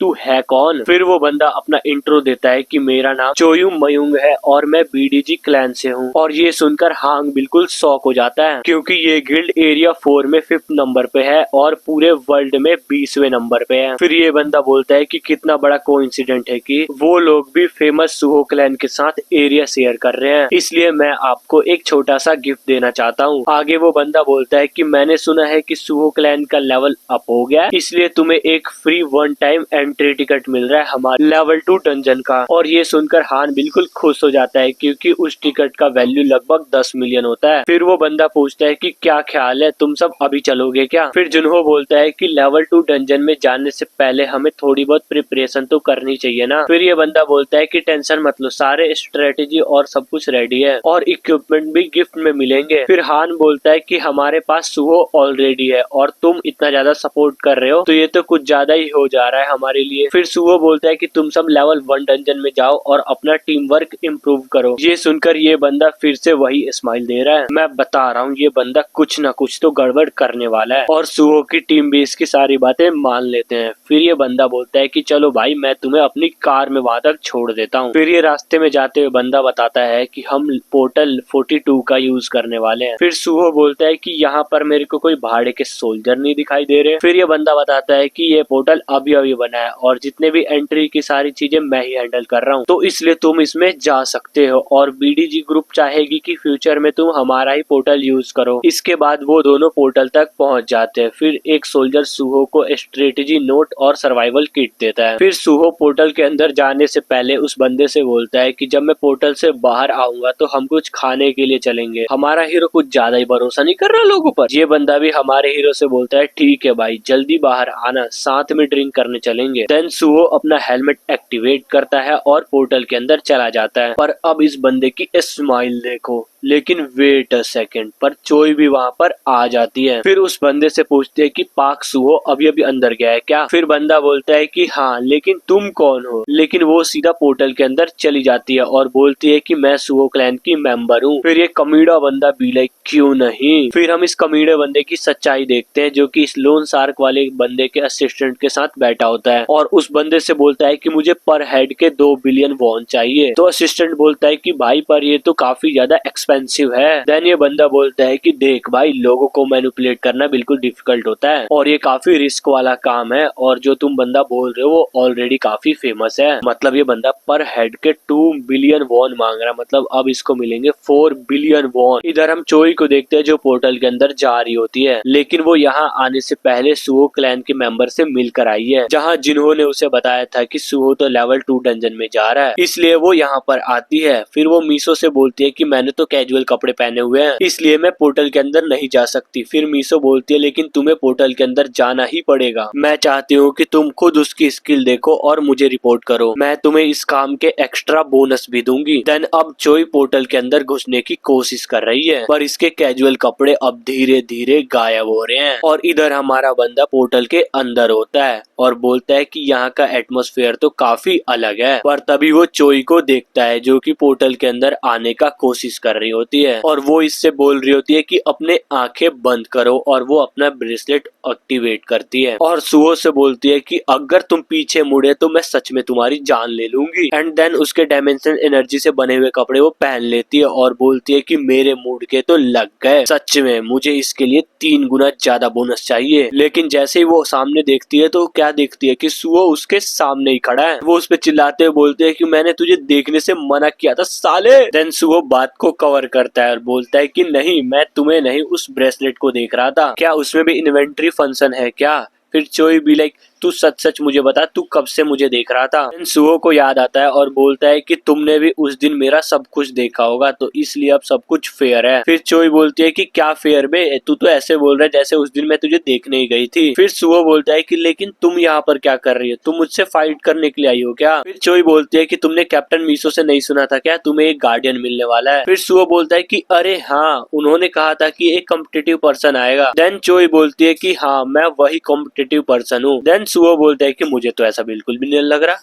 देन चोई बताती है कि मैं इसलिए ऐसी लग रही हूँ क्योंकि मैं जल्दी में आई हूँ, समझ गए ना? देन सुहो बोलता है कि ठीक है, लेकिन जो भी हो तुम मेरे मॉन्स्टर से दूर रहना। देन चोई बोलती है कि रिलैक्स, मुझे बस देखना है कि तू किस तरह का बंदा है। देन तभी चोई कुछ नोटिस करती है और बोलती है कि लगता है कोई मेहमान आ गए हमारे स्वागत में। देन सुहो पीछे मुड़ के देखता है कि एक जाइंट ऑर्क आया है। देन चोई बोलती है कि तेरी किस्मत तो काफी कमाल की निकली, पहला मॉन्स्टर ही बॉस निकला। देन सुहो बोलता है कि अगर ये डंजन बॉस है तो यहाँ पर 4 बॉस है। देन चोई रियलाइज करती है कि वो चारों तरफ से मॉन्स्टर से घिर चुकी है और वो बोलती है कि ये तो लेवल 2 का डंजन था ना। सुहो बोलता है कि ये लेवल 2 की डंजन नहीं है, क्या तुम्हें पोर्टल से आते वक्त कुछ अजीब सा नहीं लगा था? चोई बोलती है कि उसका ब्रेसलेट बैरियर था इसलिए उसको कुछ पता नहीं चला। और सुहो बोलता है कि मेरे मॉन्स्टर्स को हाथ मत लगाना, एंड दौड़ के जाता है और अपने सर से एक मॉन्स्टर को पटाक से मारता है। फिर वो उस मॉन्स्टर की एक्स पकड़ता है और उसी एक्स से मॉन्स्टर का सर उड़ा देता है। पर तभी दूसरा मॉन्स्टर आता है और सुहो उसको उसी एक्स देकर मारता है। और जैसे ही तीसरा मॉन्स्टर आता है, सुहो भागता हुआ जाता है और एक वाइन पर लटक जाता है और बिल्कुल घूम कर उस ऑर्क को सुपरमैन पंच दे देता है। और इधर ये कमीना बंदा फोन पर बात कर रहा होता है कि काम हो चुका है, मेरे पैसे भेजो। और अगर वो दोनों एस रैंकर भी होंगे तब भी उस डंजन से बाहर नहीं निकल पाएंगे। और इधर ये चोई ये सब कुछ देखकर शॉक हो रही है और तभी एक चौथा ऑर्क मॉन्स्टर सुहो के तरफ अटैक करने के लिए आता है। और सुहो भी लाइक मुझे तो फर्क नहीं पड़ता कि डंजन किस लेवल की है, मुझे तो बस इन सबको हराना है। फिर सुहो उस ऑर्क को एक तगड़ी लात दे के मारता है जिससे वो मॉन्स्टर पीछे जाके पेड़ से भिड़ जाता है और पेड़ की डाली उस ऑर्क मॉन्स्टर के आर पार हो जाती है। और इसी के साथ सुहो को 32 अचीवमेंट पॉइंट भी मिल जाते हैं। और सुहो बोलता है कि ये जगह तो बिल्कुल गोल्ड माइन है। फिर वो चोई को सर्वाइवल किट देता है और कहता है कि ऐसे ही खड़ी मत रहो, ब्लड क्रिस्टल इकट्ठा करने में मेरी मदद करो। लेकिन चोई सोच रही होती है कि भले ये इरेगुलर क्यों ना हो, लेकिन इसके पास तो एफ रैंक जैसी एक्सपीरियंस भी नहीं है। लेकिन जिस तरीके से बिना प्रिपरेशन के हंटिंग करता है, ये जरा भी नहीं डरता, कहीं ये साइकोपैथ तो नहीं, लेकिन तभी वो कुछ नोटिस करती है और अपनी सर्च स्किल एक्टिवेट करती है और इधर सुहो को बस ब्लड क्रिस्टल से ही मतलब है। फिर चोई उससे बोलती है ये सब करने का हमारे पास टाइम वाइम नहीं है, तुम्हारे 4 ऑर्क बॉस को मारने के बाद भी गेट ओपन नहीं हुआ और तुम्हें पता भी है तुम्हारे इस सर्वाइवल किट में बस पत्थर ही भरे हैं। सुहो भी लाइक ये तो और अच्छी बात है, अब इसके अंदर मैं ब्लड क्रिस्टल रख सकता हूँ। जिसे सुनकर चोई बिल्कुल गुस्से में बोलती है क्या तुम्हारे पास दिमाग नहीं है क्या, ये लेवल एटलीस्ट 4 लेवल की है और ऐसा है तो हम यहाँ से जिंदा वापस नहीं जा सकते। फिर सुहो को समझ आता है कि उस बंदे ने इसको झूठ बोला है और लेवल 4 डंजन में भेज दिया है और जोर से हंसते हुए बोलता है कि मैं बाहर निकलते ही तुम्हें एक मस्त सी चीज खरीद के दूंगा। भाई अगर कॉन्फिडेंस हो तो ऐसा होना चाहिए ताकि सामने वाला बंदा बिल्कुल शॉक हो जाए। तभी एक ऑर्क मॉन्स्टर चोई के ऊपर अटैक करने को आ जाता है। तभी वो नोटिस करती है कि उसकी स्वॉर्ड उसके पास नहीं गाड़ी में ही लगी पड़ी है, लेकिन तभी सुहो फ्लैश की तरह आता है और उस ऑर्क मॉन्स्टर का सर ही अलग कर देता है। ये देखकर चोई शॉक और बंदा रॉक। वो बोलता है कि तुम चिंता मत करो, मैं स्ट्रॉन्ग हूँ पहले से भी ज्यादा। लेकिन तभी चोई कुछ ज्यादा ही अजीब फील करती है। वो अपना स्किल ओपन करती है और देखती है कि उनके तरफ कई सारे मॉन्स्टर आ रहे हैं। वो बोलती है कि ये एक ऑर्क स्क्वाड है और हम घिर चुके हैं। यहाँ पर बस स्क्वाड ही नहीं है, इस डंजन का बॉस चीफ भी इनके साथ ही है और सुहो भी लाइक यहाँ पर तो कोई चारा भी नहीं डाला और शिकार खुद शिकार होने आ रहा है। फिर सारे मॉन्स्टर वुल्फ पर बैठकर उन पर चार्ज कर देते हैं। देन सुहो सेज उन्हें मत छूना, सब मेरे हैं। एक मॉन्स्टर चोई पर अटैक करता है लेकिन चोई इमीडिएटली अपना शील्ड एक्टिव कर लेती है और इधर सुहो दूसरे वाले मॉन्स्टर का सर बीच में से ही काट देता है। फिर चोई अपना इन्वेंट्री स्वॉर्ड निकालती है और एक ऑर्क के चीथड़े उड़ा देती है और सोचती है कि अगर मेरे पास मेरी ओरिजिनल ब्लेड होती तो ये अभी तक जिंदा नहीं होता। तभी इतने में ही सुहो आता है और उस ऑर्क मॉन्स्टर को एक तगड़ी लात दे के मारता है और एकदम फ्लैश की तरफ आता है और सभी मॉन्स्टर्स को मारते हुए दूसरी तरफ चला जाता है। तभी उनका वॉर चीफ सुहो को बैट से खींच कर दे के मारता है, लेकिन बंदे को कुछ होता नहीं है। वो इमीडिएटली स्टेबल होता है और बोलता है कि क्या यही यहाँ का बॉस है। वॉर चीफ फिर से सुहो के ऊपर अटैक करता है लेकिन वो उसको डॉज करता हुआ अपना चाकू उसके सर में घुसा देता है। चोई और सुहो दोनों को लगता है कि वॉर चीफ तो अब गया, लेकिन वॉर चीफ अब सुहो को एक घुमा के मारता है। उसके बाद हम मीसो को देख रहे होते हैं जो कि अपने असिस्टेंट से बात कर रही होती है। वो बोलता है कि आपने कैप्टन चोई को सुहो के पीछे नहीं भेजा ना। मीसो पूछती है कि लेकिन हुआ क्या है, तो असिस्टेंट बताता है कि इन दोनों के कोर सिस्टम लोकेशन अलग अलग जगह पर दिखा रहे हैं और 1 घंटे से इनमें कोई मूवमेंट भी नहीं है। और आगे बोलता है कि सुहो की लोकेशन लेवल 1 डंजन के पास दिखा रही है लेकिन कैप्टन चोई की लोकेशन। तभी मीसो बोलती है कि ये सब कुछ तुम क्या कह रहे हो, मुझे कुछ भी समझ नहीं आ रहा। मुझे पूरा यकीन है कि वो दोनों साथ में ही होंगे।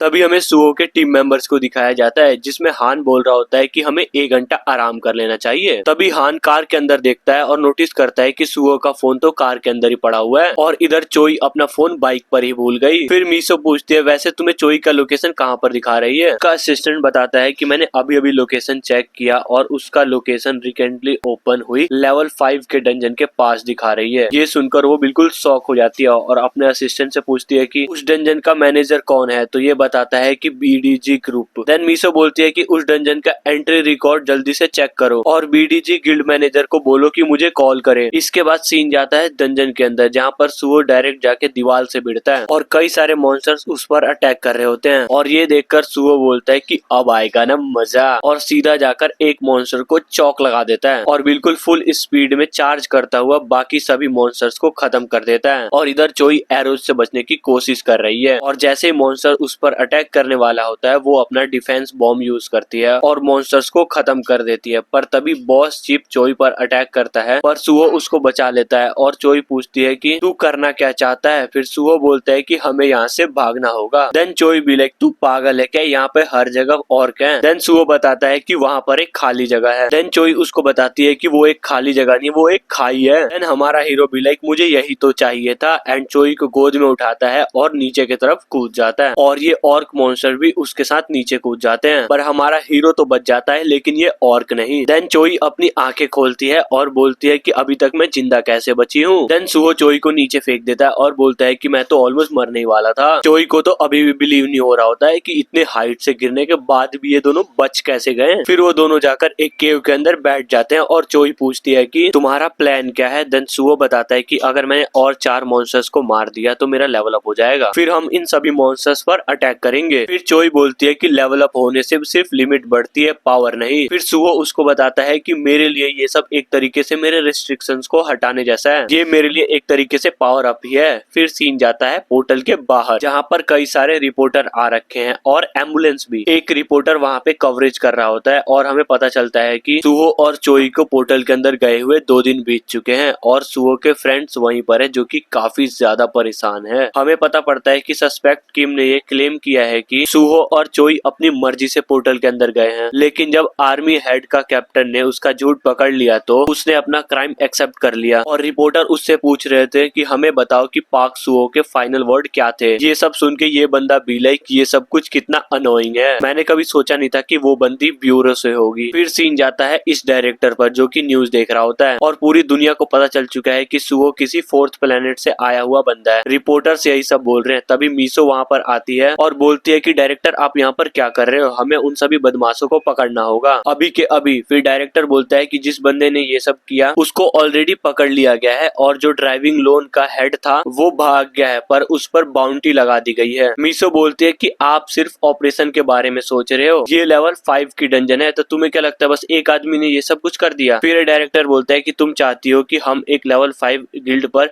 इन्वेस्टिगेशन करें, सिर्फ इसके लिए क्या पार्क और चोई जिंदा आ जाएंगे अगर हम ऐसा करेंगे तो। ये बात सुनकर मीसो गुस्से में बोलती है कि आपका इन सब बातों से क्या मतलब है। फिर डायरेक्टर बोलता है कि पार्क सुहो को सिर्फ 4थे लेवल से आया हुआ एक रिटर्नी माना जा रहा है, ये भी हो सकता है कि वो बस एक डंजन का रिटर्नी हो, ना कि किसी नए प्लेनेट से। इधर रिपोर्टर्स बोल रहे होते हैं कि आजकल क्राइम्स कुछ ज्यादा ही बढ़े जा रहे हैं, इसलिए गिल्ड के थ्रू डंजन मैनेजमेंट पे अर्जेंट नीड को लेकर क्रिटिसिज्म हो रहा है। फिर वो डायरेक्टर बोलता है कि अब वो लोग प्रेस रिलीज स्प्रेड कर रहे हैं ताकि उस गिल्ड पर प्रेशर बन सके, शायद वो लोग वहाँ पर चल जाए तो कुछ सिचुएशन थोड़ी बहुत इम्प्रूव हो सकती है। पर मीसो की आंखों में आंसू आ जाते हैं। वो बोलती है कि मैं वही थी जिसने चोई को वहाँ पर भेजा था। देन डायरेक्टर बोलता है कि क्या तुम्हें ऐसा लगता है कि मुझे इस सिचुएशन से कुछ भी फील नहीं होता, लेकिन हम अभी कुछ भी नहीं कर सकते उन पर फेथ रखने के सिवाय। फिर सीन जाता है डंजन के अंदर, जहाँ पर एक ऑर्क मॉन्स्टर सुहो के ट्री स्पिरिट को देख रहा होता है और वो उस स्पिरिट को मारने की कोशिश करता है, लेकिन वो स्पिरिट उससे किसी तरीके से बच बचा के भाग रही होती है। तभी इतने में सुहो उसके पीछे से आता है और उस मॉन्स्टर को मार देता है, जिससे उसे मिलता है 32 अचीवमेंट पॉइंट। फिर वो बोलता है कि अब मुझे बस 3 ऑर्क को मारना है, फिर मेरा लेवल अप हो जाएगा। इसी बीच चोई अपने एबिलिटी का यूज करती है और एक और ऑर्क को लोकेट कर लेती है और बोलती है कि वो ऑर्क लगभग हमसे 100 मीटर आगे है। ये सुनकर सुहो सीधा उस मॉन्स्टर्स को मारने के लिए जाता है, लेकिन चोई उससे बोलती है कि ये एक ट्रैप है, पर तब तक काफी देर हो चुकी थी। सुहो ट्रैप में फंस जाता है। उन लकड़ियों का इम्पैक्ट इतना ज्यादा तेज होता है कि वो हवा में ही उड़ जाता है। फिर वो ऑर्क हॉर्न बजाता है, फिर उसके रिजल्ट में बहुत सारे ऑर्क वहाँ पर आ जाते हैं और सुहो पर अटैक कर देते हैं। सुहो ये सब कुछ देखकर बोलता है कि मैं ट्रैप में कैसे फंस सकता हूँ, मेरे सेंस भी अब ब्लर हो रहे हैं और मेरे बॉडी में एनर्जी नहीं बची। लेकिन बंदा इतने इजीली गिव अप नहीं करेगा, उसकी एनर्जी इसलिए कमजोर है क्योंकि वो 2 दिन से भूखे हैं। लेकिन तभी चोई अपना डिफेंस बॉम्ब यूज करती है और कई सारे मॉन्स्टर्स को खत्म कर देती है, लेकिन अब उसके पास बिल्कुल भी एनर्जी नहीं बची और सुहो भी इस मौके का फायदा उठाता है और वो भी कई सारे मॉन्स्टर्स को खत्म कर देता है और उनको मारते हुए बोलता है कि मुझे और एक को बस मारना है ताकि मेरा लेवल अप हो जाए। लेकिन जैसे ही वो लास्ट मॉन्स्टर को मारने वाला होता है, वॉर चीफ उसको अपने बैट से देकर मारता है, लेकिन बंदे की किस्मत देखो, वो सीधा जाके ऑर्क से ही टकराता है और जो उसकी कुल्हाड़ी होती है वो सीधा जाके उस मॉन्स्टर के सर में घुस जाता है और बंदे का लेवल अप हो जाता है और सिस्टम नोटिफाई करता है कि 1075 अचीवमेंट पॉइंट एक्यूमुलेट हो चुके हैं और वो पूछता है कि 20 ट्रांसफॉर्मेशन टेक्निक यूज करना चाहता है। लेकिन तभी वो वॉर चीफ चोई पर अटैक कर देता है, लेकिन बेचारी चोई के पास तो अब खड़े रहने की भी स्ट्रेंथ नहीं है, लेकिन फिर भी वो अपनी इन्वेंट्री स्वॉर्ड निकालती है। उसके बाद सीन जाता है सुहो के घर पे, जहाँ पर ये दादी माँ पपी को खाना दे रही होती है और वो भी सुहो के लिए काफी ज्यादा परेशान होती है और इधर चोई उस वॉर चीफ से लड़ने की कोशिश कर रही है। लेकिन तभी सुहो बोलता है 20 ट्रांसफॉर्मेशन और इसी के साथ ये पपी हवा में उड़ जाता है और इसके चारों तरफ स्पार्क आने लगते हैं। ये देखकर दादी माँ बिल्कुल शॉक में है कि ये सब कुछ क्या हो रहा है और इधर सुहो के अराउंड भी ब्लैक ऑरा आ जाता है जो उसको ट्रांसफॉर्म कर रहा होता है। उसके हाथ में बड़े बड़े क्लोज भी आ जाते हैं और वो ह्यूमन से